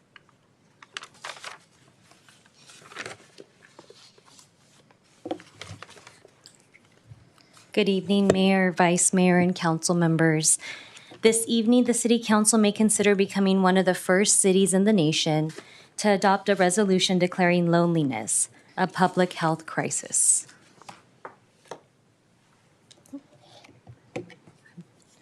Sorry, I'm also AV, so I'm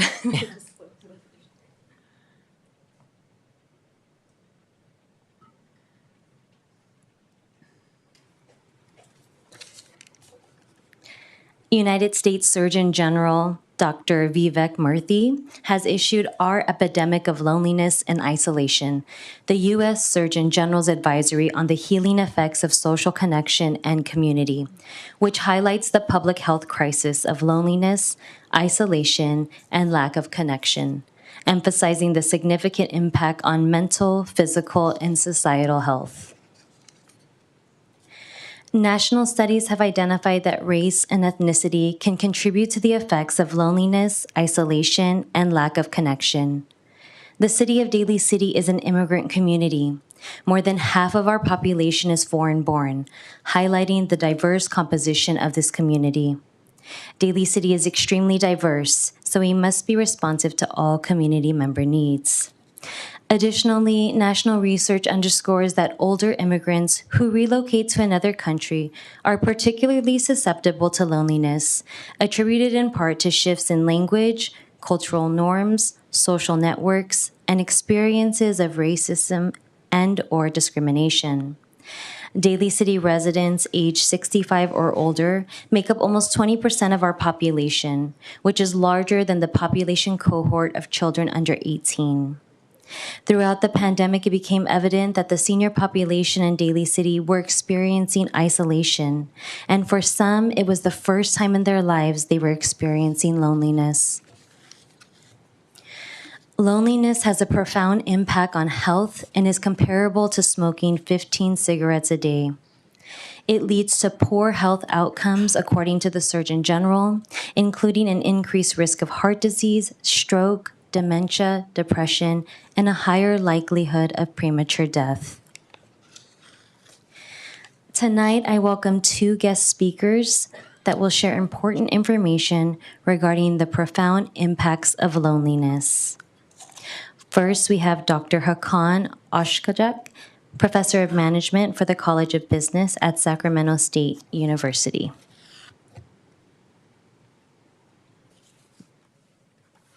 Thank you. And I'll be sharing my slides also.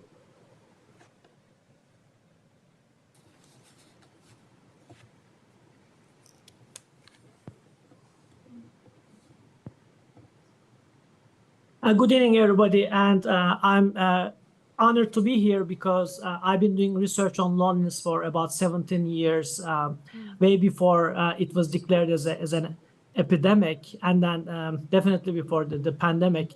But since the pandemic, in a post-pandemic society, we have started seeing the next wave of loneliness epidemic. So what I want to do today is to provide you with an understanding of what loneliness is so that we can tackle the problem more effectively by focusing on the challenges, myths, puzzles, and problems around loneliness.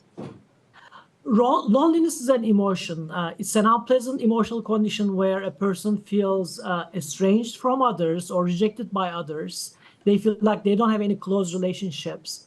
And it signals a deficit in the availability of close relationships that people desire.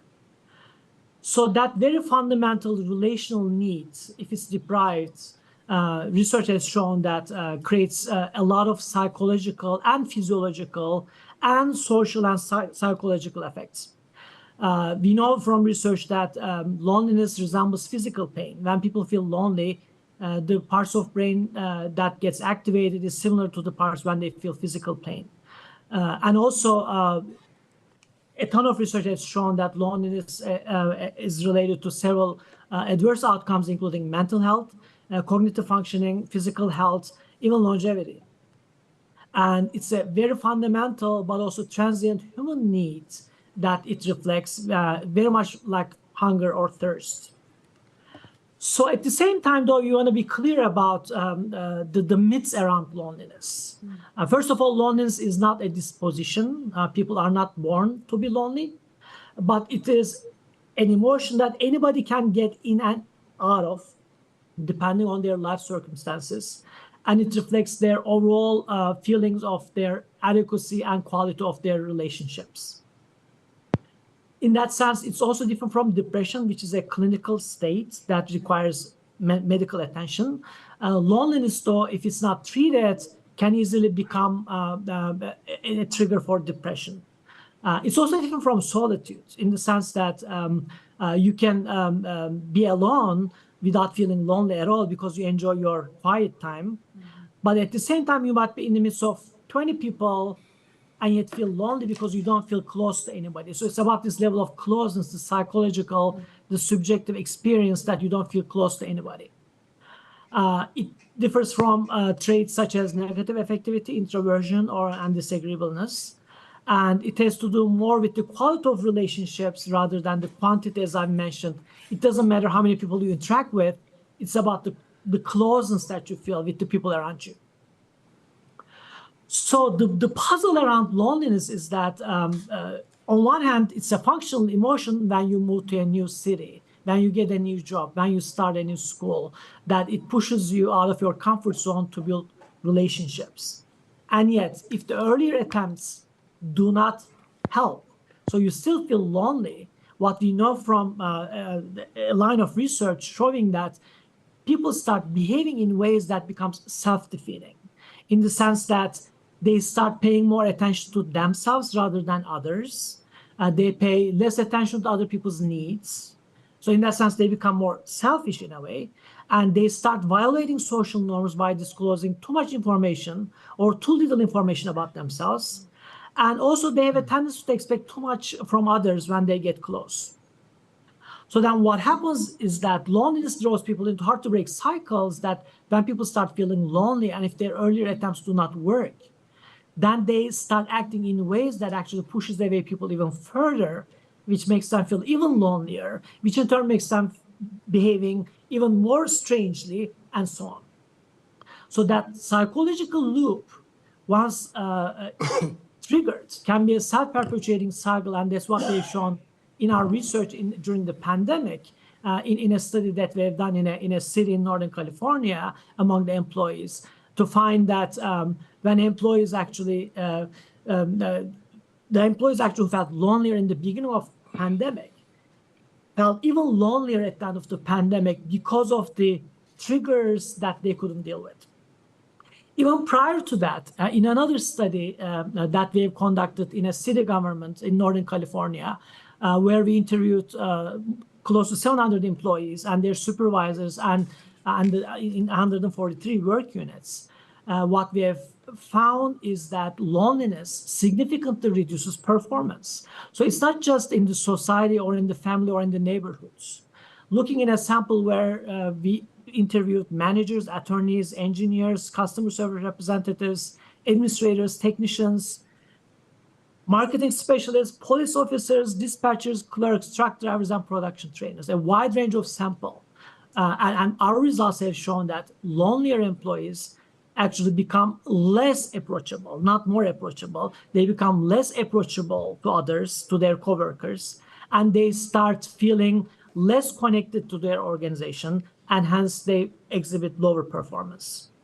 So in that sense, loneliness is an elephant in the room in organizations also. If you want to improve any organization's performance, you do need to keep an eye on how lonely people feel working in that organization. So putting all that as a set of preliminary suggestions for the future would be continuous evaluations of loneliness in not only in the society, in larger society, but also in work organizations and health centers and schools, in addition to the public loneliness. There are well-established skills actually that can be used to continuously evaluate that. Early interventions, as I mentioned, those double cycle, this dual threshold almost, that really triggers loneliness, suggests that early interventions can make a big difference. Let's say somebody moved into a new city, the sooner they get out of their loneliness, the better it's not only for them, but also for the people around them, because research has also shown that loneliness can become contagious. So the friend of a lonely person is more likely to feel lonely, as research has shown, than those people who do not feel lonely. So the earlier the interventions are, the more effective the solutions would be. Collective efforts to strengthen and build social muscles. Like the recent developments such as co-working spaces, how people come together who work in different organizations and they get together to work in spaces, can be a vehicle to create interactions among the working force, who are actually not working in their office, but they are working in places where instead of working from home, they need social interaction, they go to co-working spaces. So this could be a venue that can be explored further. Chatbots. We know that especially recently with the AI developments, especially cities and governments and public organizations are now using chatbots to serve societies better. So this can be a tool actually to also help out maybe some of those people in the public who are in dire needs of social contact. Crowdsourcing, where you are connecting communities not only to collect money, but also to create more social interaction, more social attention, more social help to each other. And enhancing awareness to develop self-empowerment among people. They need to know when they feel lonely. And also they need to also be aware of the fact that if they feel lonely, it's likely that they are a part of the majority rather than the minority, because research has shown that more than close to 60% of people living in North America actually report feeling lonely. So it's a kind of an equal opportunity problem. So it should not be a stigma. So people should be aware of the fact that they feel lonely, and they should be brought to a status to actually seek for help to get over their loneliness. And observing current trends, the jobs, the changing nature of jobs, the housing conditions, AI, and how it's changing how people work and how people interact with each other, how people reach out to each other. These are all the trends that we can keep an eye on to really help people to not only prevent loneliness, but also overcome their loneliness if they feel lonely. So in that regards, again, thank you very much for giving me this opportunity to provide this information, the scientific background about a very social phenomena that needs immediate attention. And I would love to be in touch with the city and with the county to seek further solutions, including the Wisdom Studio website, organization Wisdom Studio website that they've created during the pandemic to help people to overcome their loneliness at times of pandemic. Thank you very much. Thank you, Dr. Oshilik. Next, we have Dr. Jay Africa, Director of Behavioral Health and Recovery Services for the County of San Mateo. Thank you, and good evening, council members and residents of Daly City. It's good to join you, and I'm sorry I'm not there in person. I'm feeling a little bit under the weather tonight. Just really grateful for inviting us to speak about our county health efforts to address loneliness and get people connected to each other. And we are also grateful that you are one of the first city in the county to be an early adopter in addressing loneliness as a public health concern. And as we shared a few weeks ago at the board, this is a big issue. In our 2022 quality of life survey, we found out that about 45% of San Mateo County residents experienced some sort of isolation in that past month. And then what was really staggering for us, looking at data from before, that there had been actually an increase from about 13 to 16% of people who said that they had no one to turn to in the past month. right? So that despite the fact that they're maybe in crowds or with other people, that at the end of the day, during the last month, they didn't have anybody to turn to. And really, that's really concerning for us. And in this county, we saw that men, adults with lower socioeconomic status or education, Asian Pacific Islanders, Hispanics, LGBTQ plus people,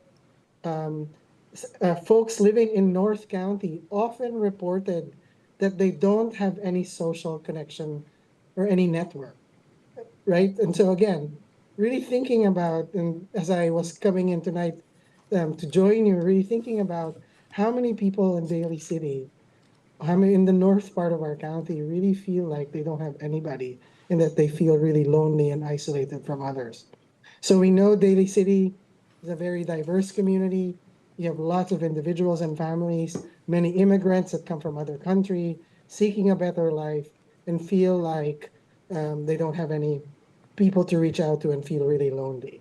And as your colleague said earlier, loneliness has a physical health outcome that it's like smoking 15 cigarettes a day in terms of the health effect. So the county is invested. We are very early on in our efforts, but the county is invested in addressing loneliness. I'm just going to mention a few of our things that we're doing.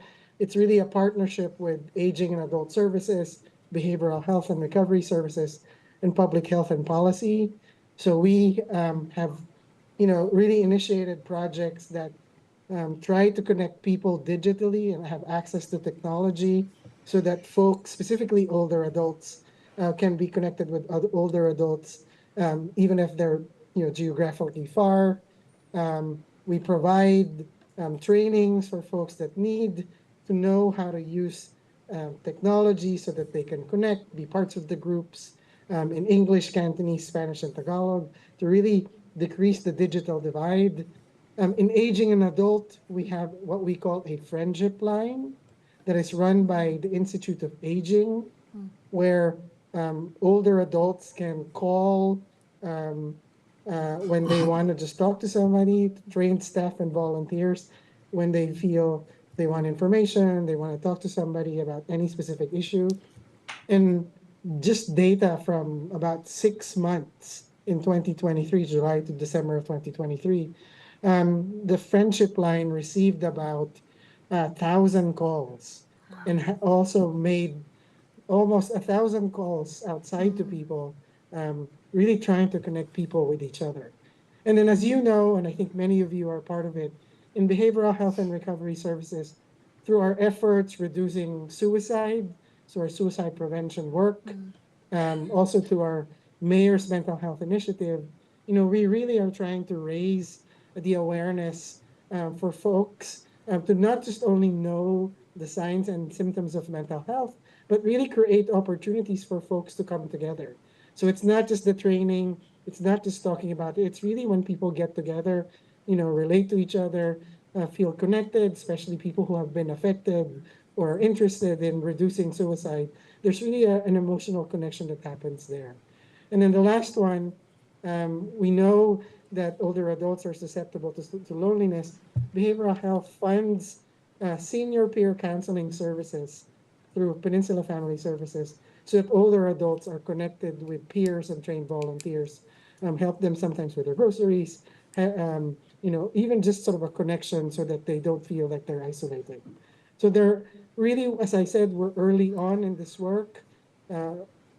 We are really thinking about how we would really embed and integrate the work that Surgeon General Murthy has shared about the 7 pillars of addressing it. But, we are kind of interested and inviting folks who are interested in this work to partner with us. Loneliness is a complex issue. It's in when we said that it was a public health emergency, it also will take a public health solution, to really address loneliness. So it's us working together as a community, finding ways, and as our colleague here talked about, early intervention really is the one that can help people. So as we are bringing in, as we're talking about connecting people, like when we notice signs, when we hear something, that really trying to intervene as early as possible is really the key. So we want to just, again, on behalf of Health Department, thank you for being one of the early adopters. I'm really grateful for the opportunity to speak with you and share and really lift up the importance of addressing loneliness in San Mateo County. So thank you. Thank you, Dr. Africa.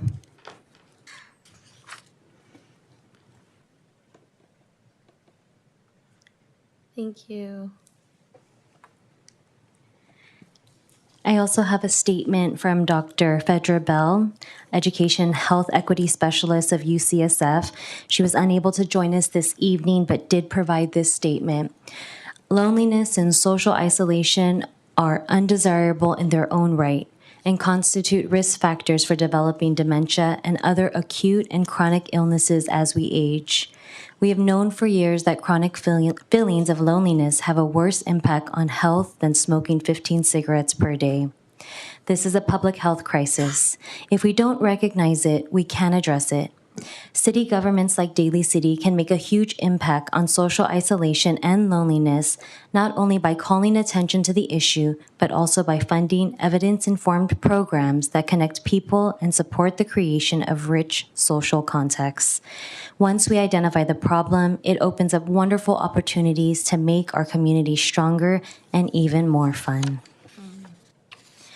Social connection is recognized as a key factor in building individual resilience and improving community well-being, with potential benefits for population health, community safety, prosperity, and civic engagement. The Surgeon General's Advisory provides a comprehensive framework for a national strategy to advance social connection, outlining 6 foundational pillars to address this critical issue, as displayed on the screen. Recognizing that loneliness, isolation, and lack of connection exists in Daly City through the leadership of our mayor, the City Council may consider becoming one of the first cities in the nation to adopt a resolution declaring loneliness a public health crisis and begin taking steps as a unified community to build stronger social connections. Staff is available for any questions. Thank you so much, Leilani, for your presentation. I want to say thank you to Dr. Oslek and also Dr. Africa for being with us this evening and providing us with your expertise.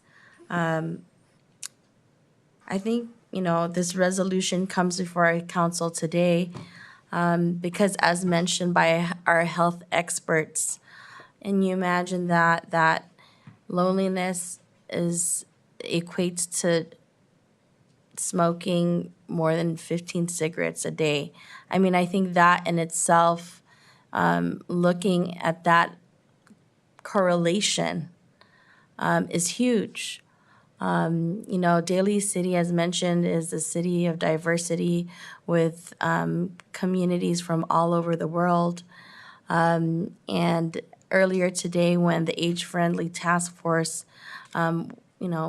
shared with us kind of where they were at, I did bring up that we were going to bring this resolution to the forefront because the interconnectivity that we have or opportunities that we have with us when we work collectively, whether it's with the Department of Recreation Services, our libraries, with our firefighters, our police officers, economic development. I mean, there's so many aspects where when we work together and looking at these statistics, being able to collaborate with the county, collaborating with our nonprofit organizations. This statement today, having this resolution, is a step to acknowledging that loneliness is a public health crisis. And when we acknowledge something and we are able, as mentioned by Dr. Africa, to then look at next steps to address the loneliness aspect and how are we able to incorporate that. So I see that, of course, there's an alignment with our recreation department, whether it's our older adults or even to the early stages that they have mentioned, with our young people. And that this is something that is with us this evening. I want to share with my colleagues that at this point right now, there's no fiscal impact at this juncture today. We are, as a body, if voted on, taking the opportunity to stand up and say something about a health issue, and that we would be one of the first in cities in San Mateo County, if not the first cities in the nation. I know that San Mateo County was the first county in the nation, but we all work collectively in the county of San Mateo. And so, as mentioned by Dr. Africa, Dr. Oslek, with how he spoke upon loneliness and isolation, and with what Dr. Africa mentioned, with Daly City having, a large immigrant population where sometimes you have one person coming from another country moving to the United States and maybe not having a community, right? And really, or it could be several other. But I think we have an opportunity this evening to show our community and also be able to reach out and find ways to bring more connectivity and to build more community. And so with that, thank you for letting me say my comments. I'll yield it over to Vice Mayor. Go ahead. Thank you, Mayor. I just want to acknowledge you for putting this in front of us. I think this is a very, very important issue, talking about loneliness, and I think it's. I'm just really, really appreciative that I have a colleague that has the recognition to understand what's going on in the nation. Thank you to Dr. Hakan and shout out to Dr. J. Africa. I've known of their work for many, many years, especially with their work with the Filipino Mental Health Initiative as one of its founders.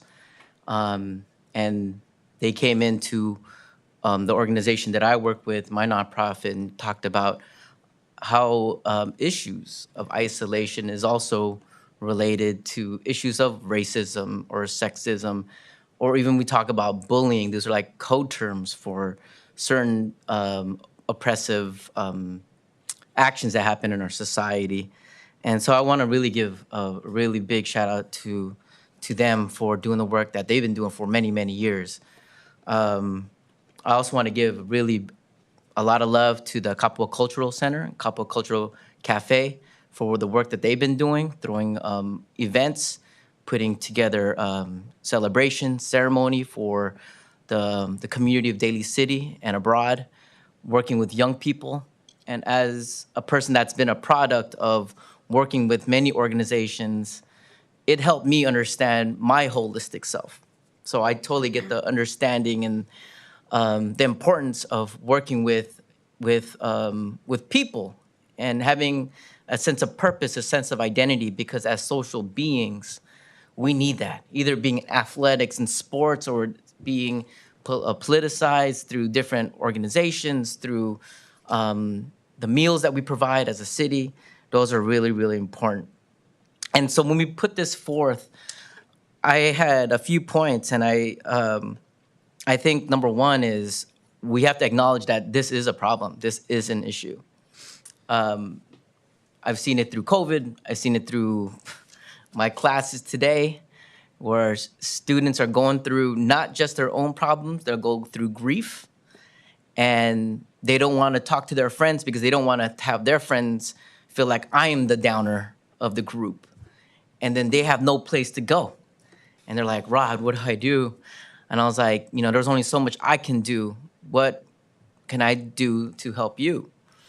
And I'm just gracious. I'm grateful for the friends and mentors and networks that I can provide my students and communities. And I truly see it in terms of, especially during COVID and the young people. It's tough, and COVID was tough, and to turn the corner and to rebuild what we think is normal for us, but for this younger generation, it's going to be really interesting on how they're going to grow up. Being isolated. I read a little bit of the report talking about the impact of technology. And technology is so great. I love it. But it's also at the same time very dangerous because it's very isolating and it's very individualistic. You don't get the same type of social mannerisms or the social connections through the expressions of facials and expressions of emotions and like the power of a hug. So powerful. And so we have a whole generation, my kids included, that are growing up where it's like they're waiting for the like, and it's very, very, very dangerous. So not only what we are doing as a council, I really feel like we need to call on the corporations that are the social media folks that are creating algorithms that are just echo chambers for your self-interest. It's dangerous. Everything from molding about what we're trying to think of this world to disliking or liking posts. It's giving people anxiety. It's giving people depression. It's giving people the ability to talk all their ish on you, and then you can't even defend yourself. And as much as the great technology that we have, it's also a great deterrent to our society. It's a reflection of our society, you know. So I feel like this study I think that I want to really emphasize this to my colleagues, but even beyond the parameters of Daly City, that this is an issue that we need to really tackle, because if we're not, we had the statistics that they just talked about, but the most dangerous thing that you could do to a person is put them in isolation, right? It does something to their psyche, it does something to their health, it does something holistically, even to the point of longevity, and it's all in the report. And so I think this is important because hopefully we can think global and act local here. And with this resolution, it creates this, hopefully this shift, this cultural shift, that we start to identify that this is an issue. And what can we do with our positions on council and our power and privilege to emphasize the importance for services like Park and Rec, library, the event that we just had on Sunday for Chinese New Year. Those are things that are just stepping stones towards something that we need to address, because we are such a highly individualized community or society, and it's becoming a detriment to our future. So thank you, Mayor Manalo, for putting this in front of us. Thank you, Vice Mayor. Mr. Mayor. Councilmember DiGiovanni. Thank you, Mayor. First of all, I agree with all of my colleagues so far, and that I don't want to repeat what they say. But I'd like to acknowledge also that when we were going through the crisis, I remember, I think she just left, Miss Denise Brown, and they had the active seniors, and they were calling the seniors because they were alone. There she is. I remember that. And that there were our Daly City seniors in particular, checking on them to making sure what they needed, and actually going to their doors to see what they needed and to try to engage them and keep them engaged, to let them know they weren't alone. So anything we can do to connect them. And then sadly, I'm sure Dr. Rod knows as well, we lost a lot of people in our community. And I do believe part of that was due to loneliness, or them themselves feeling lonely. And a lot of seniors, a lot of young people over the last few years. And like he says, the technology, and now we have AI we have to keep on top of that tunes in and is not really a real person with the emotions, but is reaching out to our youth every day, every second that he says with his nonprofit and your students and people in our community of all ages. And we have to curtail that and we have to dial it back and let them know that in person, because I know also a lot of committees don't like to meet in person anymore, but that in person does make a difference. It does make a difference because you can actually feel people's emotions and how they are, and you can interact with them. And I'd like to thank both doctors. I know that they have done extensive work, and I was so happy when Dr. Africa made a decision to come back to San Mateo County several years ago. I knew he had been thinking about it, but we have prospered from his knowledge with our community, and his ability to reach out to our diversity is amazing, and to all those at our Daly City Youth Health Center. And again, Ms. Brown and Shayla, with all the programs that you guys have created to engage the community, even the little children who have been isolated and the parents. That was evident that Miss Sarah was such a big hit to engage, and now more and more is coming. I see the attendance growing everywhere, and people are thirsty for that engagement. So as we have a city that can provide that for their thirst, their needs, that's part of our services and our duty. I agree with my colleagues that that gives an ability, and Measure Q funding as well.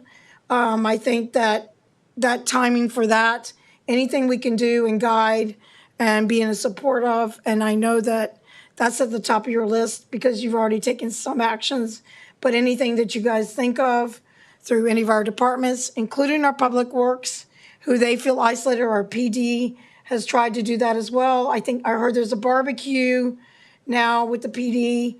I see that smile. And this, but it's a small thing. It may seem like a small thing, but it's important to have that camaraderie, that time, because people are so busy with our firefighters or whatever. So Public Works and wastewater. So thank you. I'm in full support. I think as a Daly City, with our diversity and our large immigration population, that it's a duty and a responsibility, and it's about loving our community. This is about loving our community and let them know that we love them. So I agree with everything. I stand in support of it. And I say we just do it and we grow from here. It's like it was said, awareness, and then move it into action. So I stand in full support. Thank you very much, Mayor. Thank you. Thank you. Any other comments from my colleagues? Okay. Oh, and thank you to the Board of Soups. Thank you so much. I think that I appreciate the comments from my colleagues. And in this respect, I think there's so much more that we can do. I just want to read one line here. On item number 6, it says, cultivating a culture of connection, fostering a culture that promotes positive everyday interactions and norms to enhance relationships. And so, I see this as an opportunity for us to impact lives, and an opportunity to continue to build community with one another. And that just, I think that the statistic around the 15 cigarettes a day is just really eye-opening.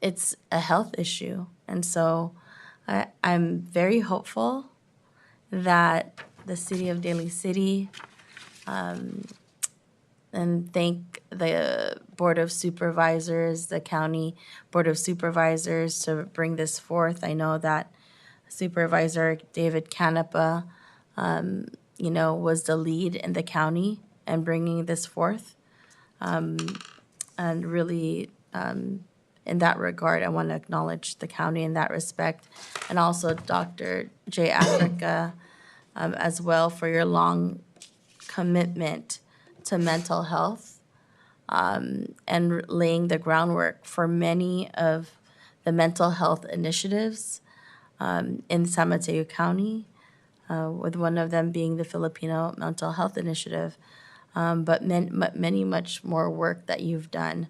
And so with that,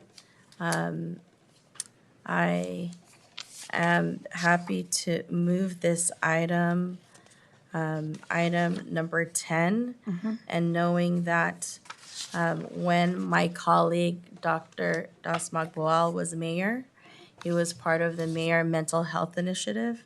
So I offer him the second. Yes, I'd like to second.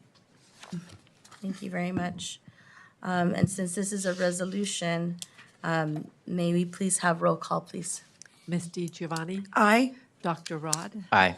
Mr. Sylvester? Glenn Sylvester, aye. Ms. Manalo? Aye. Thank you very much for all your work, Leilani, and thank you for all those that spoke on this item.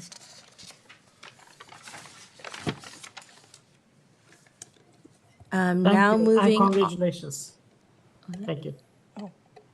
Oh, thank you so much, Dr. Africa. Thank you. Thank you. Good evening. And also, and Dr. Oslek. Now we're moving on to item number 11, City Council vacancy and discussion of next steps. We have Attorney Rose Zimmerman. Thank you, Madam Mayor and members of the City Council. Before you this evening is a discussion for us to talk about the City Council vacancy and a discussion of next steps. So by way of background, Councilmember Raymond Benaventura had informed the city that effective February 2nd, 2024, he had resigned as council member for the city of Daly City. He confirmed that decision in writing to the city clerk on February 2nd, 2024. As a result of his vacancy, as a result of his resignation, there is now a vacancy on the council. The government code sets out the procedure to fill a city council vacancy and allows for the city to enact an ordinance that allows a person appointed to fill a vacancy on the city council to hold office until the date of the special election. Daly City Municipal Code Section 2.04.06 requires a special election to be called upon the vacancy by the city council. The city council code states that a person appointed to fill a vacancy on the city council holds office until the date of the special election, at which election shall be called immediately to fill the remainder of the term. Such a special election will be held at the next general election, which is November 5th, 2024. The call of the special election shall not be 114 days of the special election. For discussion this evening is direction from the council to direct staff to call the special election to be consolidated with the general election to fulfill the vacancy, and also to discuss the vacancy and interim appointment by the city council and a procedure in which they may follow moving forward.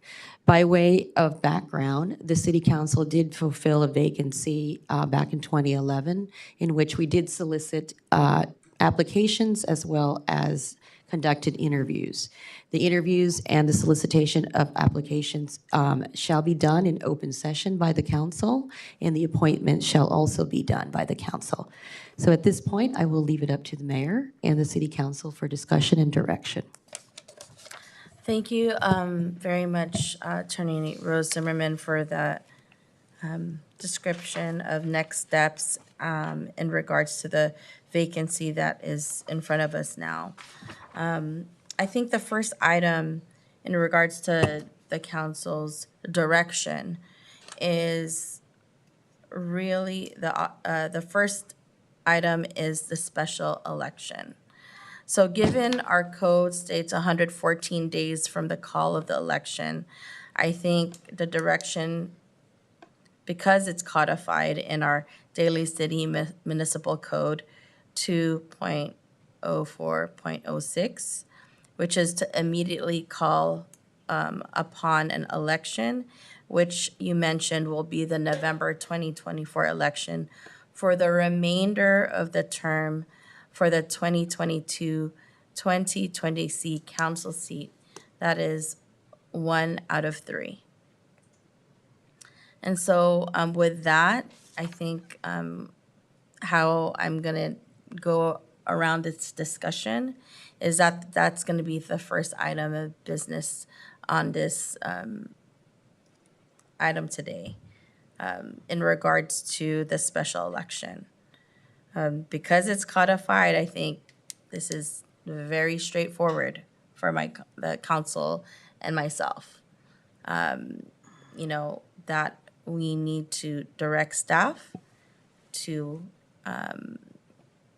agendize us to have a special election in November of 2024. So I think we can have further discussion. It's very straightforward. Our municipal code says we must do so immediately from what Ms. Zimmerman stated. Special election to fill a vacancy. And so in 2.04060 requires a special election be called upon on the vacancy of the city council. And so with that, I see a direction to host the special election. I'm going by item here. And so what I'm doing first and foremost is around the special election to be consolidated with the general election at the next regularly scheduled council meeting. And so with that, Councilmember Di Giovanni, we're talking on the item for a special election. Sure, but I just want a point of clarification.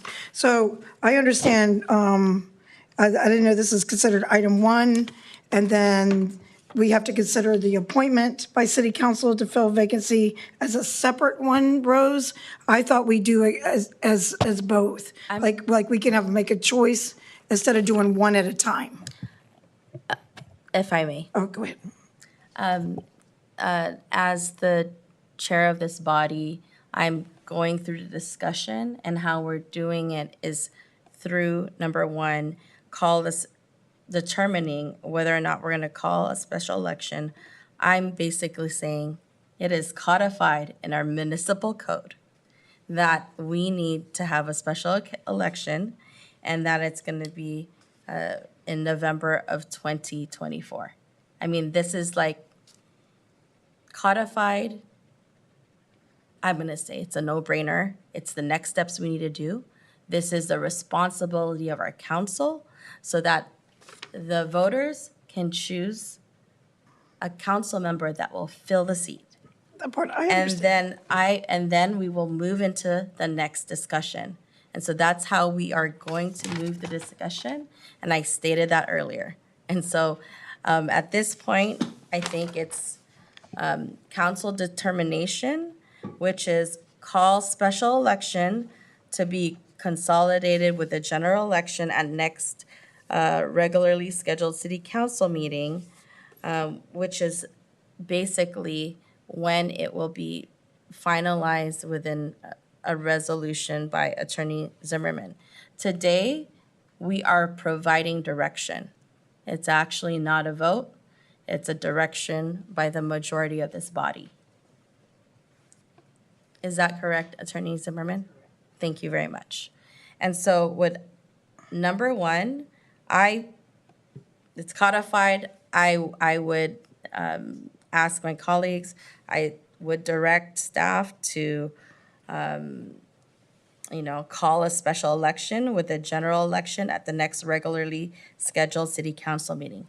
Now that's myself. I'm going to ask direction for my other colleagues. Are there other? I think Mr. Sylvester.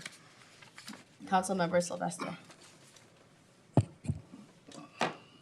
Attorney Zimmerman, you made mention that in 2011, we had a circumstance. Was a special election done in 2011? Yes.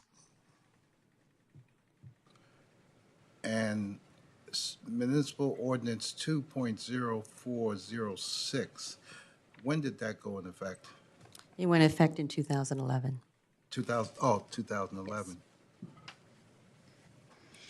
And was there any extenuating circumstances as to if this ordinance can be bifurcated or not adhered to? I maybe clarify the question. In other words, extenuating circumstances into which this council could not abide by the municipal police code. Is there any provisions for such? Basically, it's a requirement that a special election, because the council had enacted an ordinance. So to the effect that the council does not call a special election, I believe I would have to go forward and get a writ to have a special election called. I'm sorry, you said if the council does not call for a special election, what would happen? I would have to go to court to try to get a writ to put it on the, To get a writ of a writ of mandate. mandate? Right. Okay. To direct the council to call a special election. And have we any estimates on the cost, what a special election would cost? I don't have that, and I'm not sure if city clerk would have it at this point. If we are going to be having a regular election for council this year, so with it being consolidated, the cost is less expensive. If you were to have one, say, in 114 days, I remember one time getting a bill of $200,000 before they were consolidated like that. And according to the staff report, we must do this within 114 days from the call of the special election. So do we have the date of 114 days, what date that is? I believe it's roughly around June. It cannot be no less than 114 days. Yeah, well, my calculations is it was July 2nd. Okay.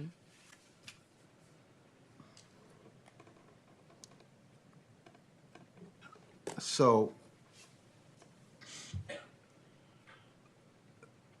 could this matter be tabled since we have until July 2nd just to make sure we are in compliance with Section 36512 of the Government Code to decide whether you would have to go for a writ of mandate or call a special election? In other words, does this have to be done tonight? It's direction, council member. It does call, while it's not, doesn't state it specifically, I believe the intent of the ordinance was that you were to call a special election. However, if we did not have this ordinance in place, the code, the government code requires that we call a special election within 30 days of the vacancy or fill the vacancy in 30 days. So this was created to allow for the council to call a special election. It does indicate shall immediately be called to fill the remainder of the term. Now, I know immediately can be directing us now, but sure, you could probably direct us within 114 days, but it does not, it cannot be no less than 114 days of the call of the special election. So you would have to give us some time if the council weren't going to call an election. Thank you very much. Go ahead, Council Member Sylvester, and once you're done with your comments, I have a question.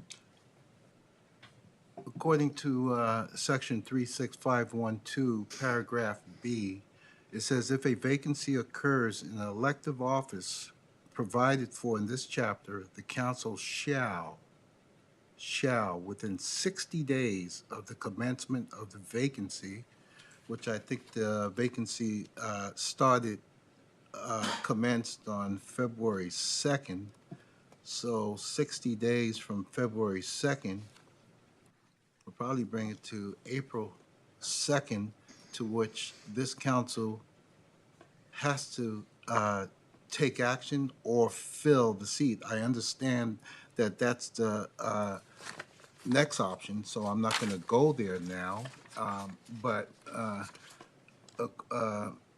I didn't see any difference in the municipal police code indicating a strict mandate of 30 days.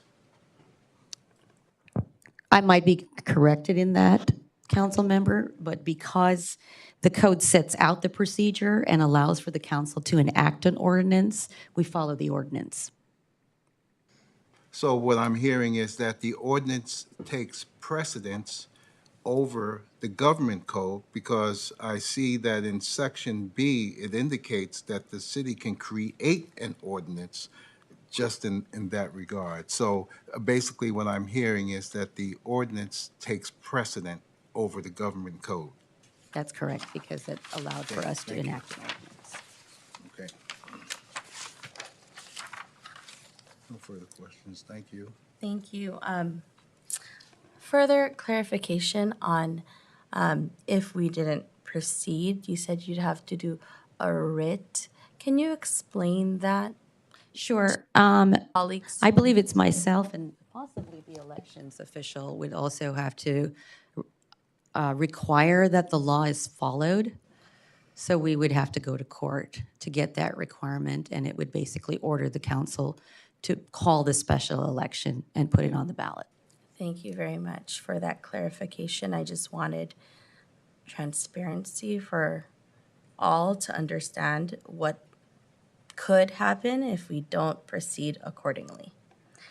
And so when I stated earlier that item number 1 on here is codified and also, you know, I would say a no-brainer because we want to fill a seat that is open and we want to allow the public to vote for that seat.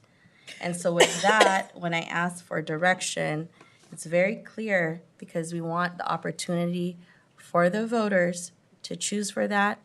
And when talked about the cost effectiveness of this is going to be consolidated with the November 2024 election.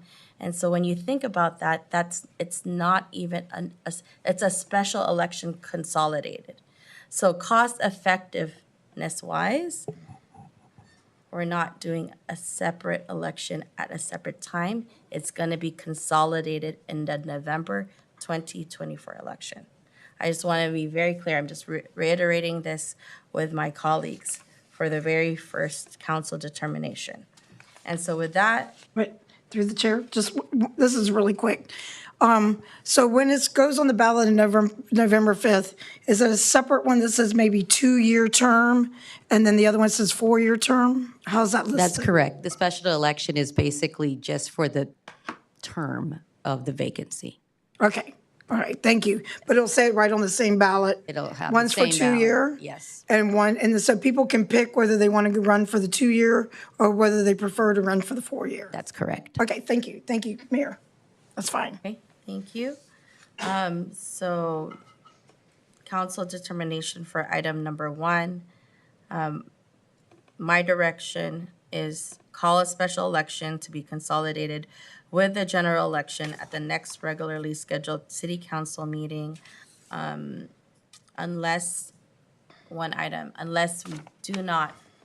we foresee any council members not being at the next council meeting. So I think that would be the only caveat, because obviously this is going to be voted on. So do we foresee attendance at the next regularly scheduled city council meeting, which is February 26th? February 6th, okay. February 26th. Okay. I'll be present. I'll be present as I'll well. be here. Okay, seeing that Councilmember Sylvester, will you be It's present? my responsibility to be here. I have no control on what may happen, but for all intents and purposes, I will do my best to be here. Thank you, just making sure. I don't know, some people have vacations. I'm asking a very, I think, reasonable question. Okay, so with that,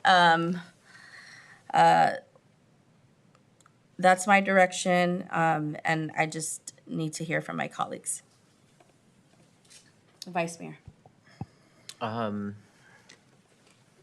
we going on to number 2 now, or? Or just, I mean, we know. Okay. You agree with number 1? Oh We yeah, just need- that's to me Okay. that's a no-brainer. So I have, okay, consensus on direction? All right, thank Yes. you. Sounds Yes. like we're moving on to item number 2. Yes. And so item number 2 is really around the initiating an appointment process for applications and interviews or other steps determined for consideration. And with this is, we've agreed upon agendizing the special election consolidated at the November elections at the next council meeting. For this item number 2, we need to determine if we want, the same appointment process, which I feel has happened in the past, which is for an application process, asking individuals to turn in an application for an interim city council seat until the consolidated election, right? And so it is now February. If we look at November, that's about 9 months. I think it is prudent for us to move towards an appointment process so that we can fill in the seats until the next election. And so that's where I'm at. I think there was a process that was done in 2011 around asking for applications. And then there were interviews by city council. And then it's determined, I think, which is voted upon in a public meeting for full transparency. Is there anything you want to add in item No, number 2? that is correct. We did have an application process. Okay, and I it's the believe- same process. There's that, okay? That's 2. These are actually coinciding with one another. Or take no action on an appointment. So this is what 2 and 3 are interrelated. So it's either we provide direction to staff to initiate an appointment process.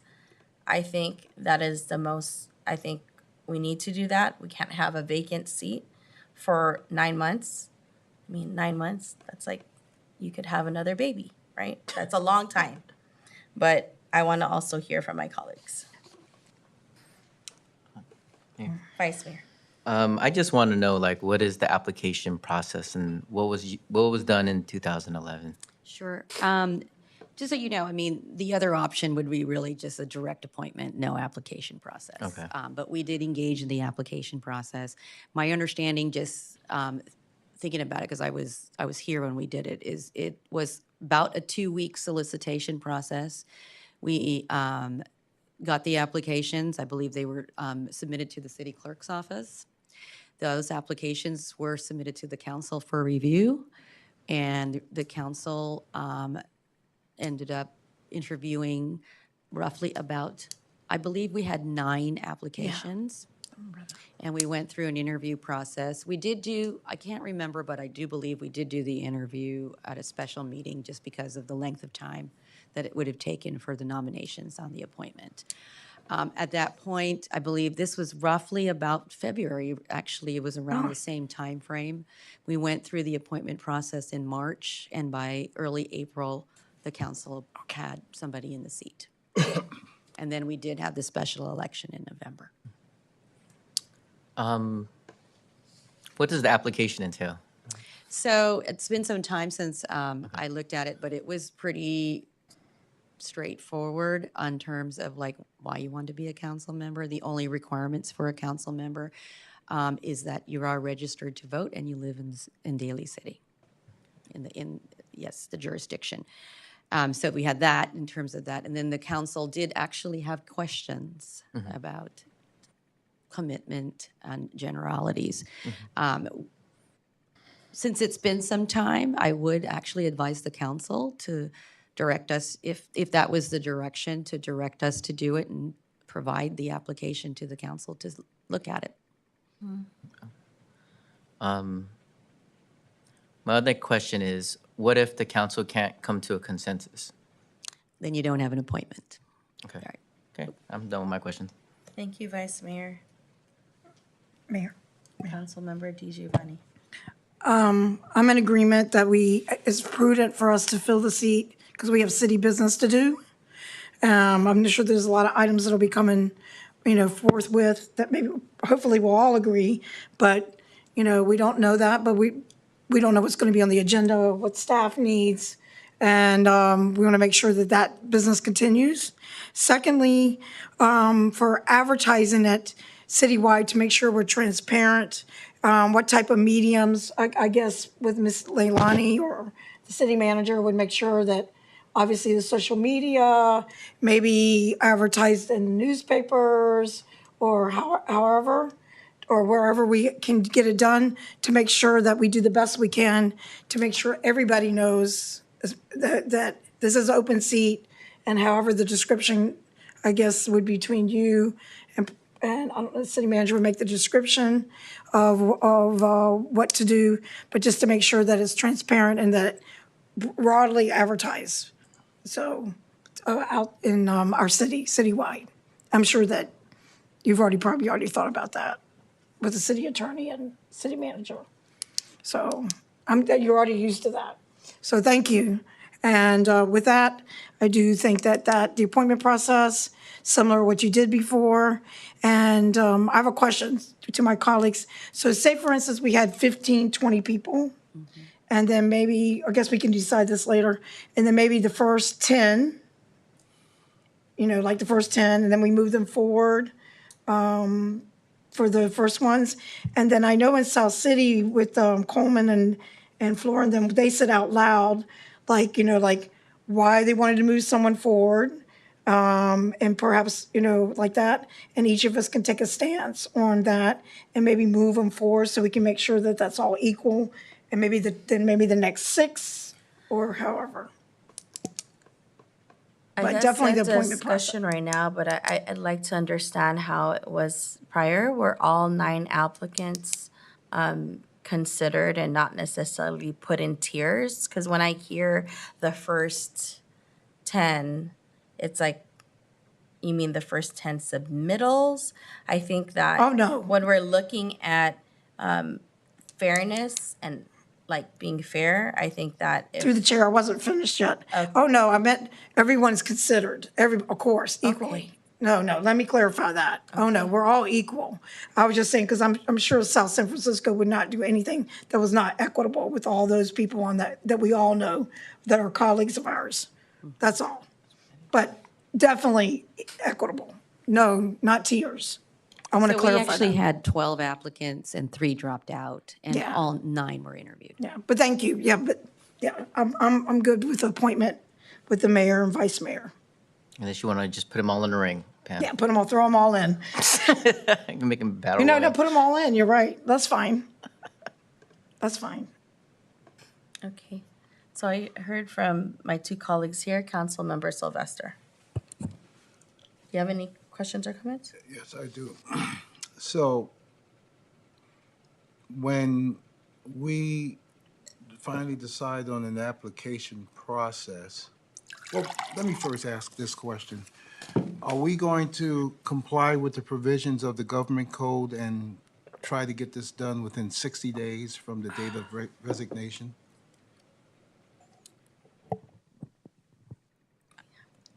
I believe we're following the Daly City Municipal Code. Municipal code does not say if we appoint, and it didn't say within a certain number of days. It just, I just want to make sure that we set a timeline to ensure that this will be done, if the council agrees, within 60 days. as per, if there's such an ordinance, I didn't see it, but under 36512B of the government code, it says 60 days. I believe the timeline is the council's purview, as long as we're within the no less than 114 days from the election. The Daly City Municipal Code does not require an appointment. What it does do is allow for an appointment at the purview of the council just for the interim period of time, not an, we enacted the ordinance to allow for a special election so that you would not have somebody that would be appointed for the 3 years. So it is just for the interim term. Okay, So if you did it within 60 days, that's perfectly fine. But I Okay. believe we did it much quicker. I apologize. Our timeline was actually much quicker. All right, so in no case should we go past April 3rd. The 112 days, right. Council member had made mention about the methods going to be used. So what sort of methods were going to be used in getting this information out to the residents of Daly City?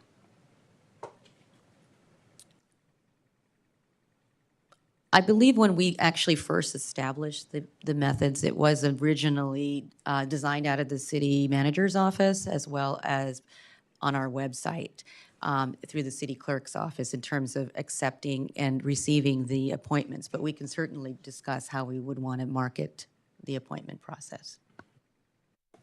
Yeah, we would advertise far and wide as we can, Daly City, make sure that we address all avenues of public information. So for instance, like all avenues, say for instance, website, next door, are we going to put something in the journal or the newspapers? We would do that as well, sir. Okay. And if somebody were to visit the website and they take a look at the council pictures, do you think they might be confused where it doesn't show any vacancies, but yet you show a full council? On the city's website, Yes. Oh, Ray's still there. it's not updated. No, it's not. It's showing a full council. Okay, well, it will be, and the information on it will be updated shortly, and the information for the vacancy will be on that page as well. Excellent. Okay, so we got media, we got the date, and that's all I can think of right now. Thank you. I think we also might have talked about PSAs if they were going to have public announcements. Okay, great. That's another method. And certainly actually advertise it at the council meeting as well to make announcements. Thank you. Yeah, I think that if we're going to put it in the Daily Journal, I think there's other avenues similar to how we've shared affordable housing opportunities to our residents. And so I think also if we are able to share it with, a variety of newspapers, not only the Journal, because the Journal actually doesn't have a station in Daly City. There's not yeah. And so,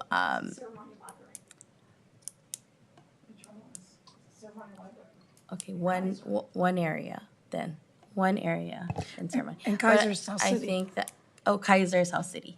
Oh. And Kaiser right. Daly City, too. Oh, okay. And so I just wanted to say, I think if we can extend it to like other newspapers as well. Yeah, in that respect. Since we're a diverse city, I think that we should also look at ethnic newspapers. Yeah, Filipino papers. If we're talking about diversity and fairness. Yeah, Chinese, Philippines. Mayor, may I ask one more question? Would it be a violation of us sharing it on our own personal social media? No, it's a public document. Gotcha. Okay. I think we are all on the same page around ensuring that there is an extensive outreach plan in regards to this vacancy and opening. I think we're aligned on that. And all ethnicities And so, papers. yep, that is what my request. I'm glad you agree. Okay. Okay, so, Me too.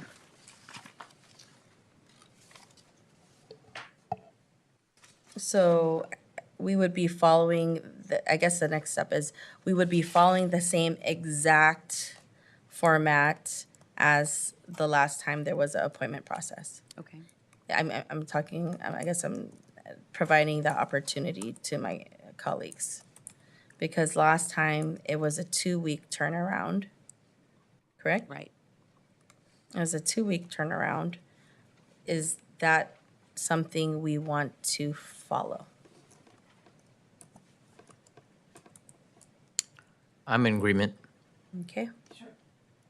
Sounds good. So I would suggest, since can't put this on the next council meeting for a special election, that we come up with a process, application for the council to review as part of the packet, and then we go out and solicit after that. I think that would be great for that item.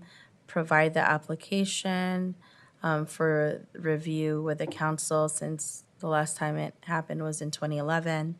And then also kind of the timeline stated for us to vote on. Fine. Through the chair, we'll also be able to provide all the advertisement locations at that time as well. Okay. Wonderful. Thank you very much. So I think there is a consensus on providing direction to city staff to initiate an appointment process for applications and interviews or other steps. So for the next meeting on February 26th. All right. Great, thank you. Thank you very much. Thank you so much. Thanks, Rose. For this discussion, a very important discussion we had today. And thank you so much, Attorney Zimmerman. Thank you. All right, now we are moving on to item number 12. Second reading ordinance for number 1470, amending Title 6 of the Daly City Municipal Code regarding animal control. Oh, Thank you, Madam Mayor. This item came on the last regularly scheduled city council meeting for an introduction. This is the second reading of ordinance number 1470 for adoption. okay. Are there any questions or comments from my colleagues? Seeing none, I move to approve item number 12. Do I have a second? Second? Okay, may we have roll call vote, please? Ms. DiGiovanni? Aye. Dr. Rod? Aye. Mr. Sylvester? Glenn Sylvester, aye. Ms. Manalo? Aye, thank you very much. Now moving on to appointments on board commission membership committee. Are there any appointments? Seeing none, moving on to council committee reports. Is there any council committee reports? Yes, I do. Thank you. My notes here. Okay, I attended the Peninsula Clean Energy meeting on January 25th, 2024, and there was a few items that were discussed. I think one of the items that was discussed was some innovation projects that might be happening. Just to inform Daly City, part of the Peninsula Clean Energy is not just within San Mateo County, but we also have Los Baños as a partner. And what they're working on, and hopefully we can incorporate this within Peninsula Clean Energy, is the TID or TID Project Nexus. And what this implies is California has a very extensive aqueduct, reservoir system. And what they're planning to do is within Los Baños is that we're going to put solar panels over the aqueducts or the canals, and it does two things. One is that it can gather energy through the solar panels, but it also something that has to do with like water and height, and so you keep the water intact. So when I'm imagining, I'm not a scientist, but it's kind of like a shade for the aqueduct, and it also serves as a way to receive energy and implement it within the power grids of PCE. Another thing that also stood out is we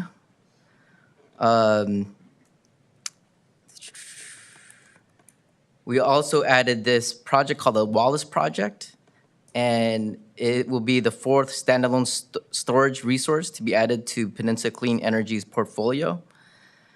What else is there? Oh, and then another big thing was Peninsula Clean Energy has some projects, and there's phase 1 and a phase 2. So phase 1 is they have a project where they are electrifying local municipal buildings. So one was, I can't remember the city, but they have a youth center that that they were able to electrify, and I believe Daly City will be in the second round.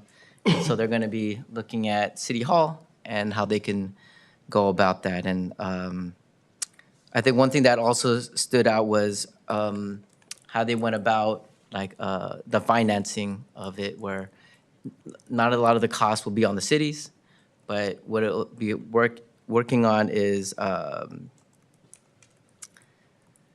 where they have a contract with another organization, and they would able to buyers over 20 years. Where with participating jurisdiction or buyers for a term of 20 years to sell the energy generated by these systems with revenues expected to fully offset costs of the EPC contract over the PPA term. So it's a pretty innovative project that our local clean energy jurisdiction is doing, and it's set a precedence for a lot of the other jurisdictions that have similar programming as PCE. That's it for me. Thank you so much, Vice Mayor. That's pretty amazing, innovative work on PCE. And we know that, especially with climate change, so many, I mean, we see it with our weather patterns. And it's important to have those proactive approaches for our environment today. So really appreciate it for all the work you do on there. Are there any other council committee reports? Okay, seeing none. I do have a CCAG report, but I will have that for next meeting. It was a great meeting, but I'll do that. I'll do the report at our next meeting to save us some time. And then moving on to city council reports. I want to share, I think the last time we met was on the 22nd of January. And so from then, I joined the Congressman Kevin Mullins Coffee with City Council. That was located in Redwood City with other council member representatives in the peninsula. And I wanted to say that Congressman Mullen was there. He acknowledged my meeting with him in the congressional office in Washington, D.C., in which I had brought up Muscle Rock and Vista Grande project. It was, I think, really great to see his staff, because I know that I had reached out to him when I was in Washington, D.C., and that also City Manager Tom Picoletti was already trying to reach out to his staff. And so he had a staff that came all the way from Washington, D.C.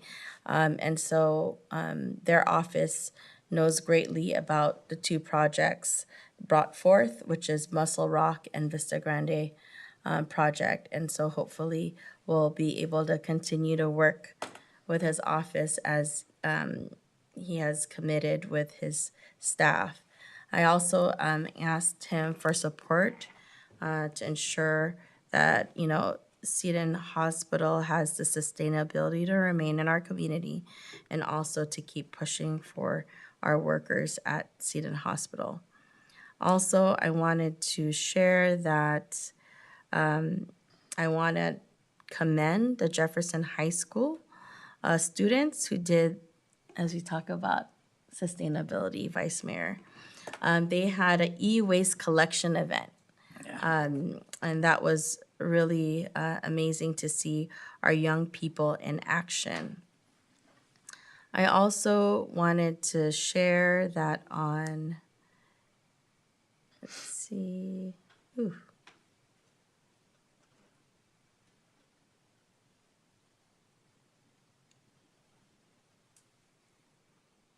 Where is that?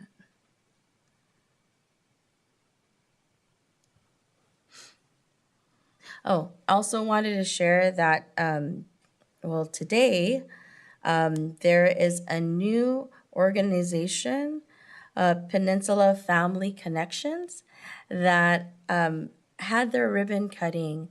And Peninsula Family Connections is now at Susan B. Anthony, and is really a resource for families from the ages of 0, like basically, providing parents, first-time parents with education, if they just are having their first child, all the way up to 8th grade, but really a wraparound service. So I want to acknowledge Jefferson Elementary School District and also Susan B. Anthony for looking at an innovative approach. So this is the first site in Daly City. This program is in East Palo Alto and Redwood City. Want to say thank you for Angie for joining me at that event. Also, Supervisor David Canepa was there to join the organization in their ribbon cutting. It was pretty amazing.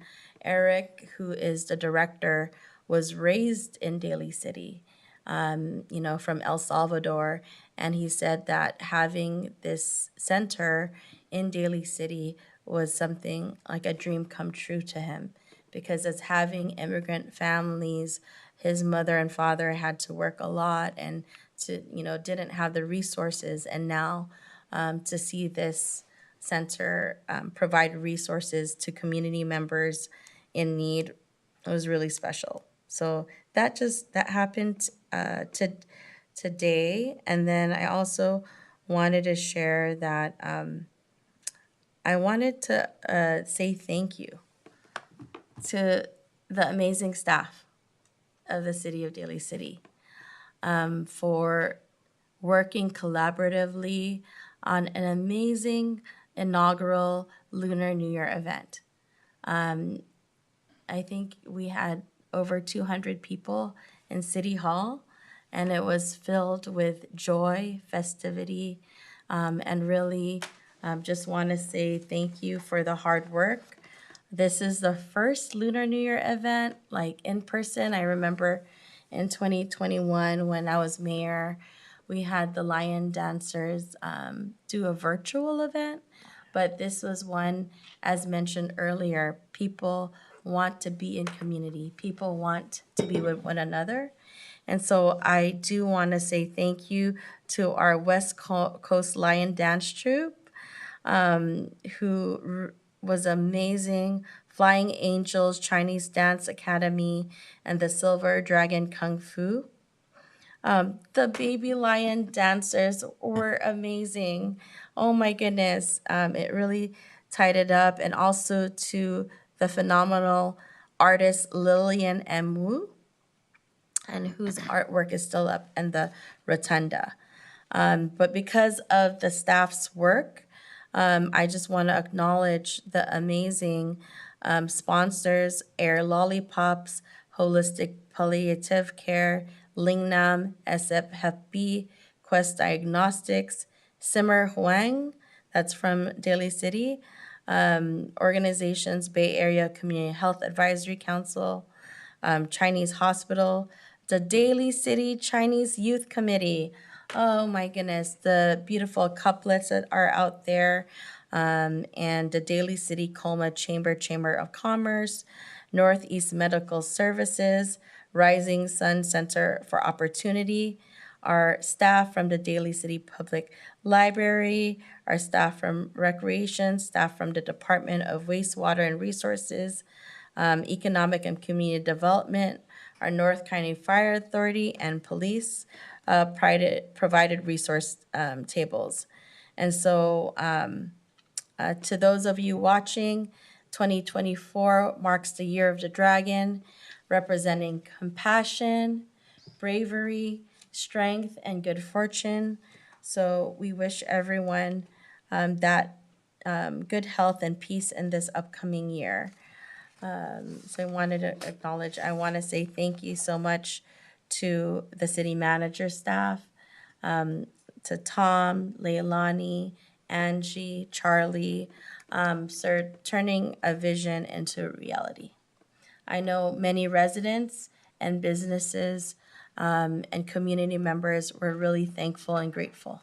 So thank you so much. We can't do this alone. We do this collectively, and you've just shown what teamwork makes dream work. And so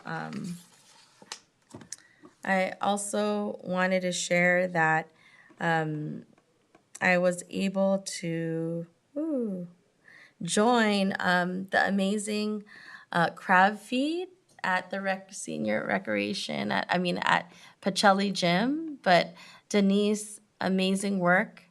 Really want to say that it was really wonderful to see all of our older adults with their graceful dancing, and I think your pasta was close to Westlake Joe's.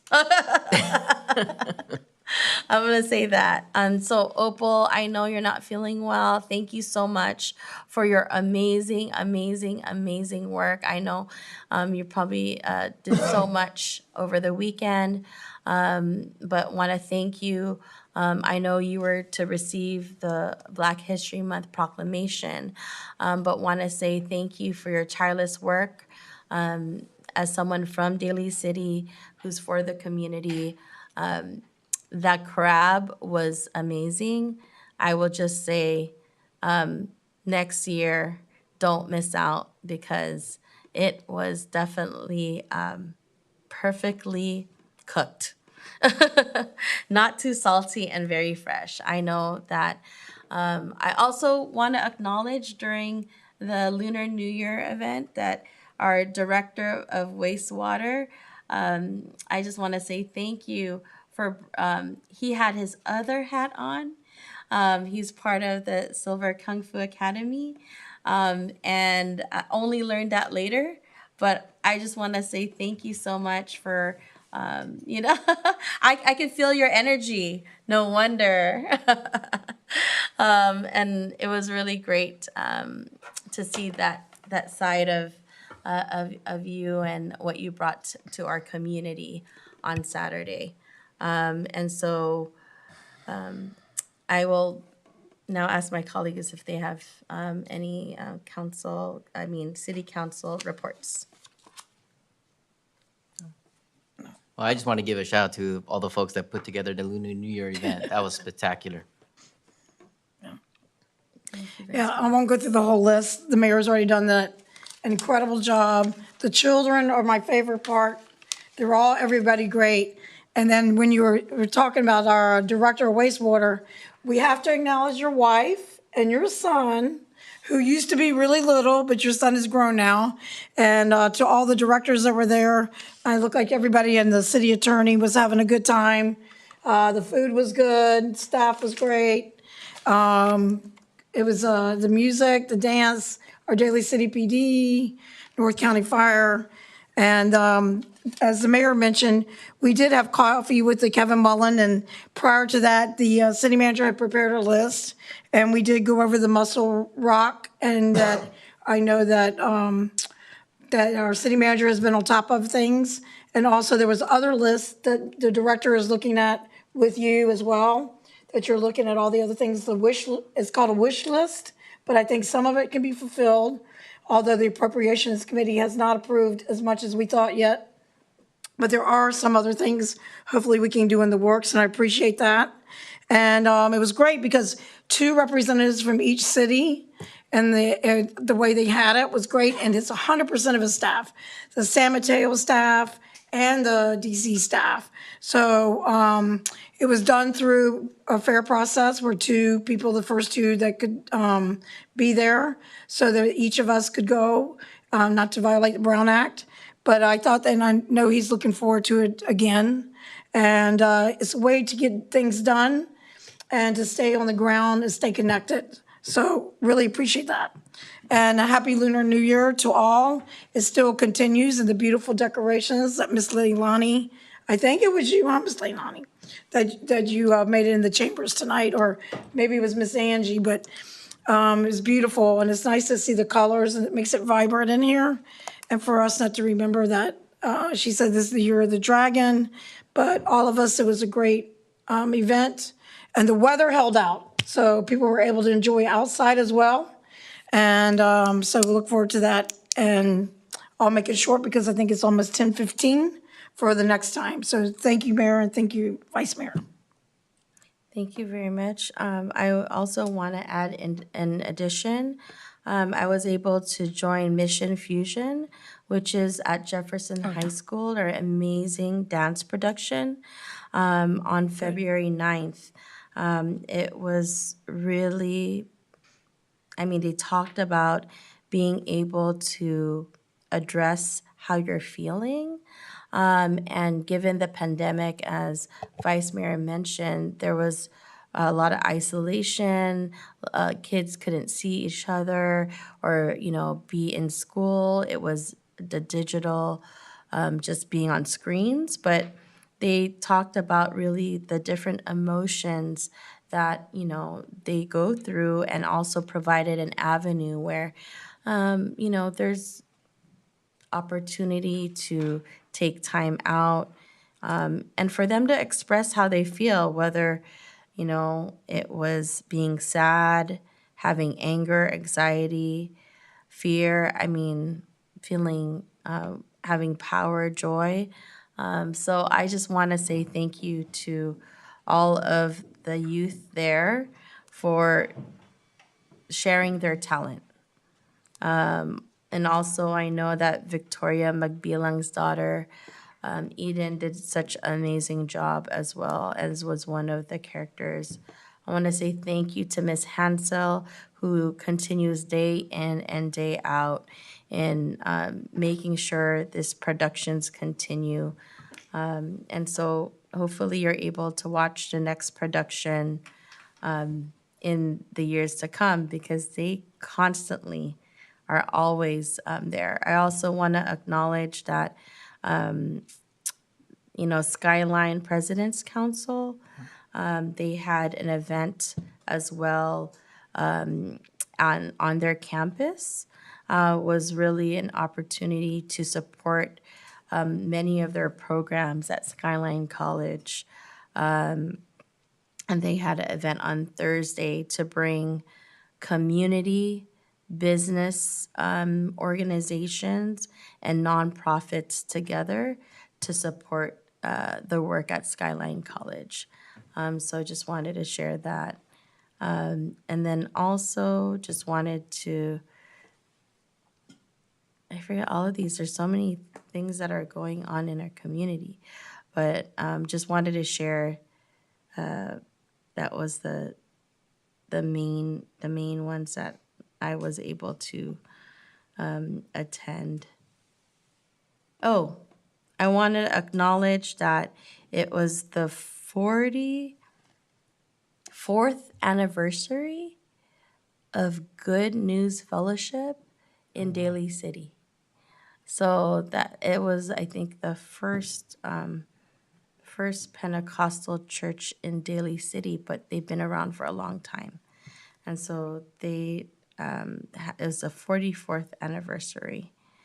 And then also wanted to share that, let's see, many more.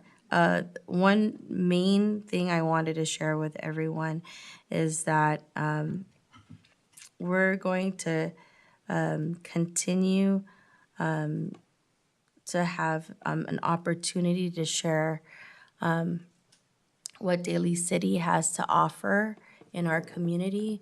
And so I'm going to be proposing an open house. And if you can kindly put that in the record, Annette. An open house here in the city of Daly City, where we really highlight all of our amazing departments and services that we have, and really, open up City Hall. It's something that I think that our community would really, really benefit from, but that's something forthcoming. Thank you very much. So, City Manager, do you have any comments? No reports. No reports? Thank you so much. At this time, I want to say,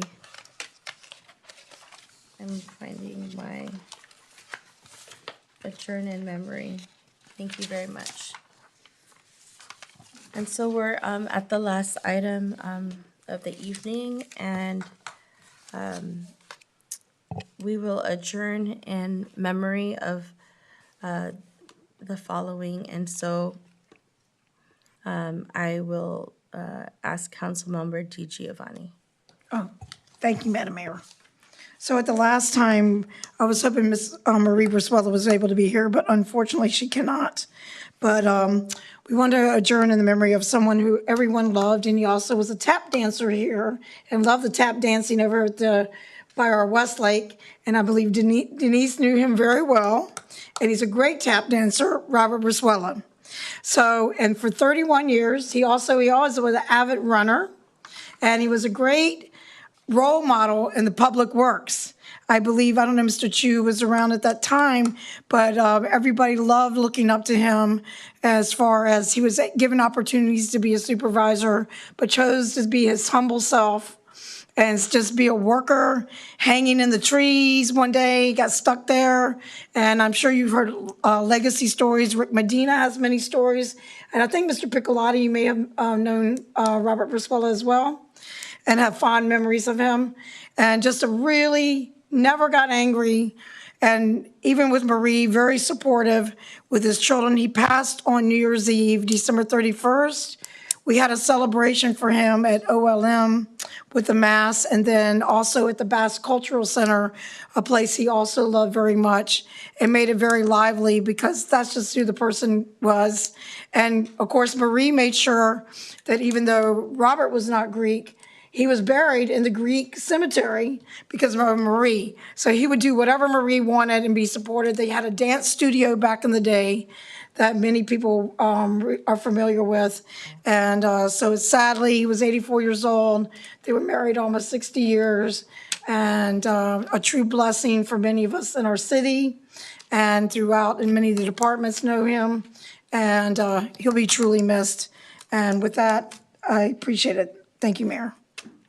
So much. I will now ask Vice Mayor Das Maguel. Okay. Thank you.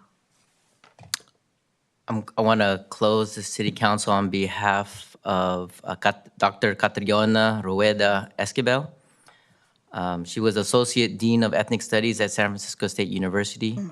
She held a BA in English from New Mexico Highlands University, a master's degree in English literature from University of Colorado, and a PhD in the history of consciousness programming at UC Santa Cruz in 1999. Prior to joining the faculty at SF State in 2005, she held positions at New Mexico State University in English and the Ohio State University in Women's Studies. She joined the Race and Resistance Studies program as a specialist in gender, women of color, feminist theory, and queer people of color literature. With her partner and co-author, Luz Calvo, she published Decolonize Your Diet, Plant-Based Mexican-American Recipes for Health and Healing in 2015, a project to reclaim Mexican heritage foods to fight contemporary diseases of development of cancer, diabetes, and heart disease. And I would say that it's probably one of my favorite books I ever had a chance to read and actually share with students about looking at re-indigenizing their diets and decolonizing their diets. So on the evening of Friday, February 2, Catriona had a stroke. And on the evening of Thursday, February 7th, with her life partner, Luz Calvo, at her side, Catriona made her transition. She was 58 years old. She had none of the preconditions that would explain the stroke or its severity. It has been completely devastating for all those who loved her. And as part of the ethnic studies family at SF State, I want to close on behalf of her. My second person that I want to close is a friend of mine, Reynaldo de Mosa Novicio Jr. He's better known as AKA Mr. Ray. He's a proud father, compassionate son, brother, uncle, kapwa, friend, mentor, producer, MC, DJ, musician, filmmaker, world-renowned creative, and mental health advocate who lost his life on February 2nd, 2024 at the age of 39. Ray radiated unparalleled kindness and positivity that was contagious. He was a genuine person that touched the hearts and playlists of everyone he encountered. These traits have manifested in his beautiful children, Ligaya, Lualhati, and Harinaldo, who miss and love him dearly. Ray leaves us with a multidimensional legacy and a lifetime of inspiration as a visionary mastermind of many talents. A humble spirit, he possessed the experience and dedication to bridge communities and cultivate collaboration in every context he was known in. A compassionate human being who used his gifts to uplift communities of color through the power of culture, he dedicated his life in service of community. The impact of his words, thoughts, actions, and creative imagination extend from San Francisco Bay Area, across the US, and overseas to his beloved homeland in the Philippines. Rest in peace, Mr. Ray. And I'm just glad I was able to work with you in the Philippine American community, and your work is not forgotten, and it'll live on through your children and throughout all those that are doing work in our communities. Thank you, Vice Mayor. In addition to that, Ray, you will be missed dearly. May you rest in power. You are always so kind, always asked how I was doing. There were many years of celebrations with Lulu, Lily, and Hari, with my nieces. You were always there, and such a great uncle to them. You are Kapwa. You will be missed dearly. Rest in power.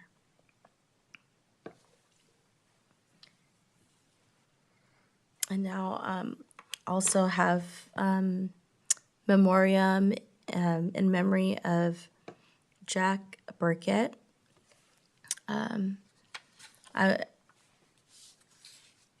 Jack Burkett, Mr. Burkett, was, I'll just say this, and before I read his life story, is that I was able to, when I was going to Jefferson High School, Mr. Brigitte was there. And so I know also want to acknowledge that City Manager Piccoletti, deepest condolence to you, as I know that he is also your mentor. And so Jack Burkett was born in Olympia, Washington on September 18, 1938, and passed away peacefully at home in Pacifica on February 10, 2024.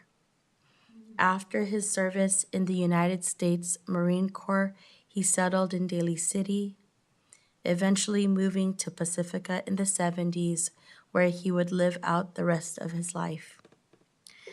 Jack was a longtime teacher, coach, and vice principal at Jefferson High School, and was a current president of the North Coast County Water District in Pacifica. Jack is survived by his wife Diane, daughter Kimberly, son Danny, and his many beloved grandchildren. Jack will be dearly missed by so many that were touched by his service, commitment, and his love of giving back to his communities.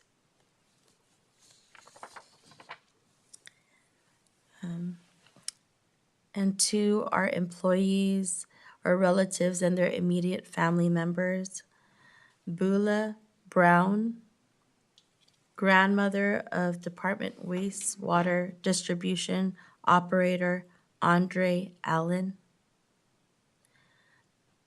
Anita M. Arguello, sister of Public Works Mechanic Guillermo Arguello, Alton John Halverson, father of City Treasurer Danica Halverson. May we all have a moment of silence.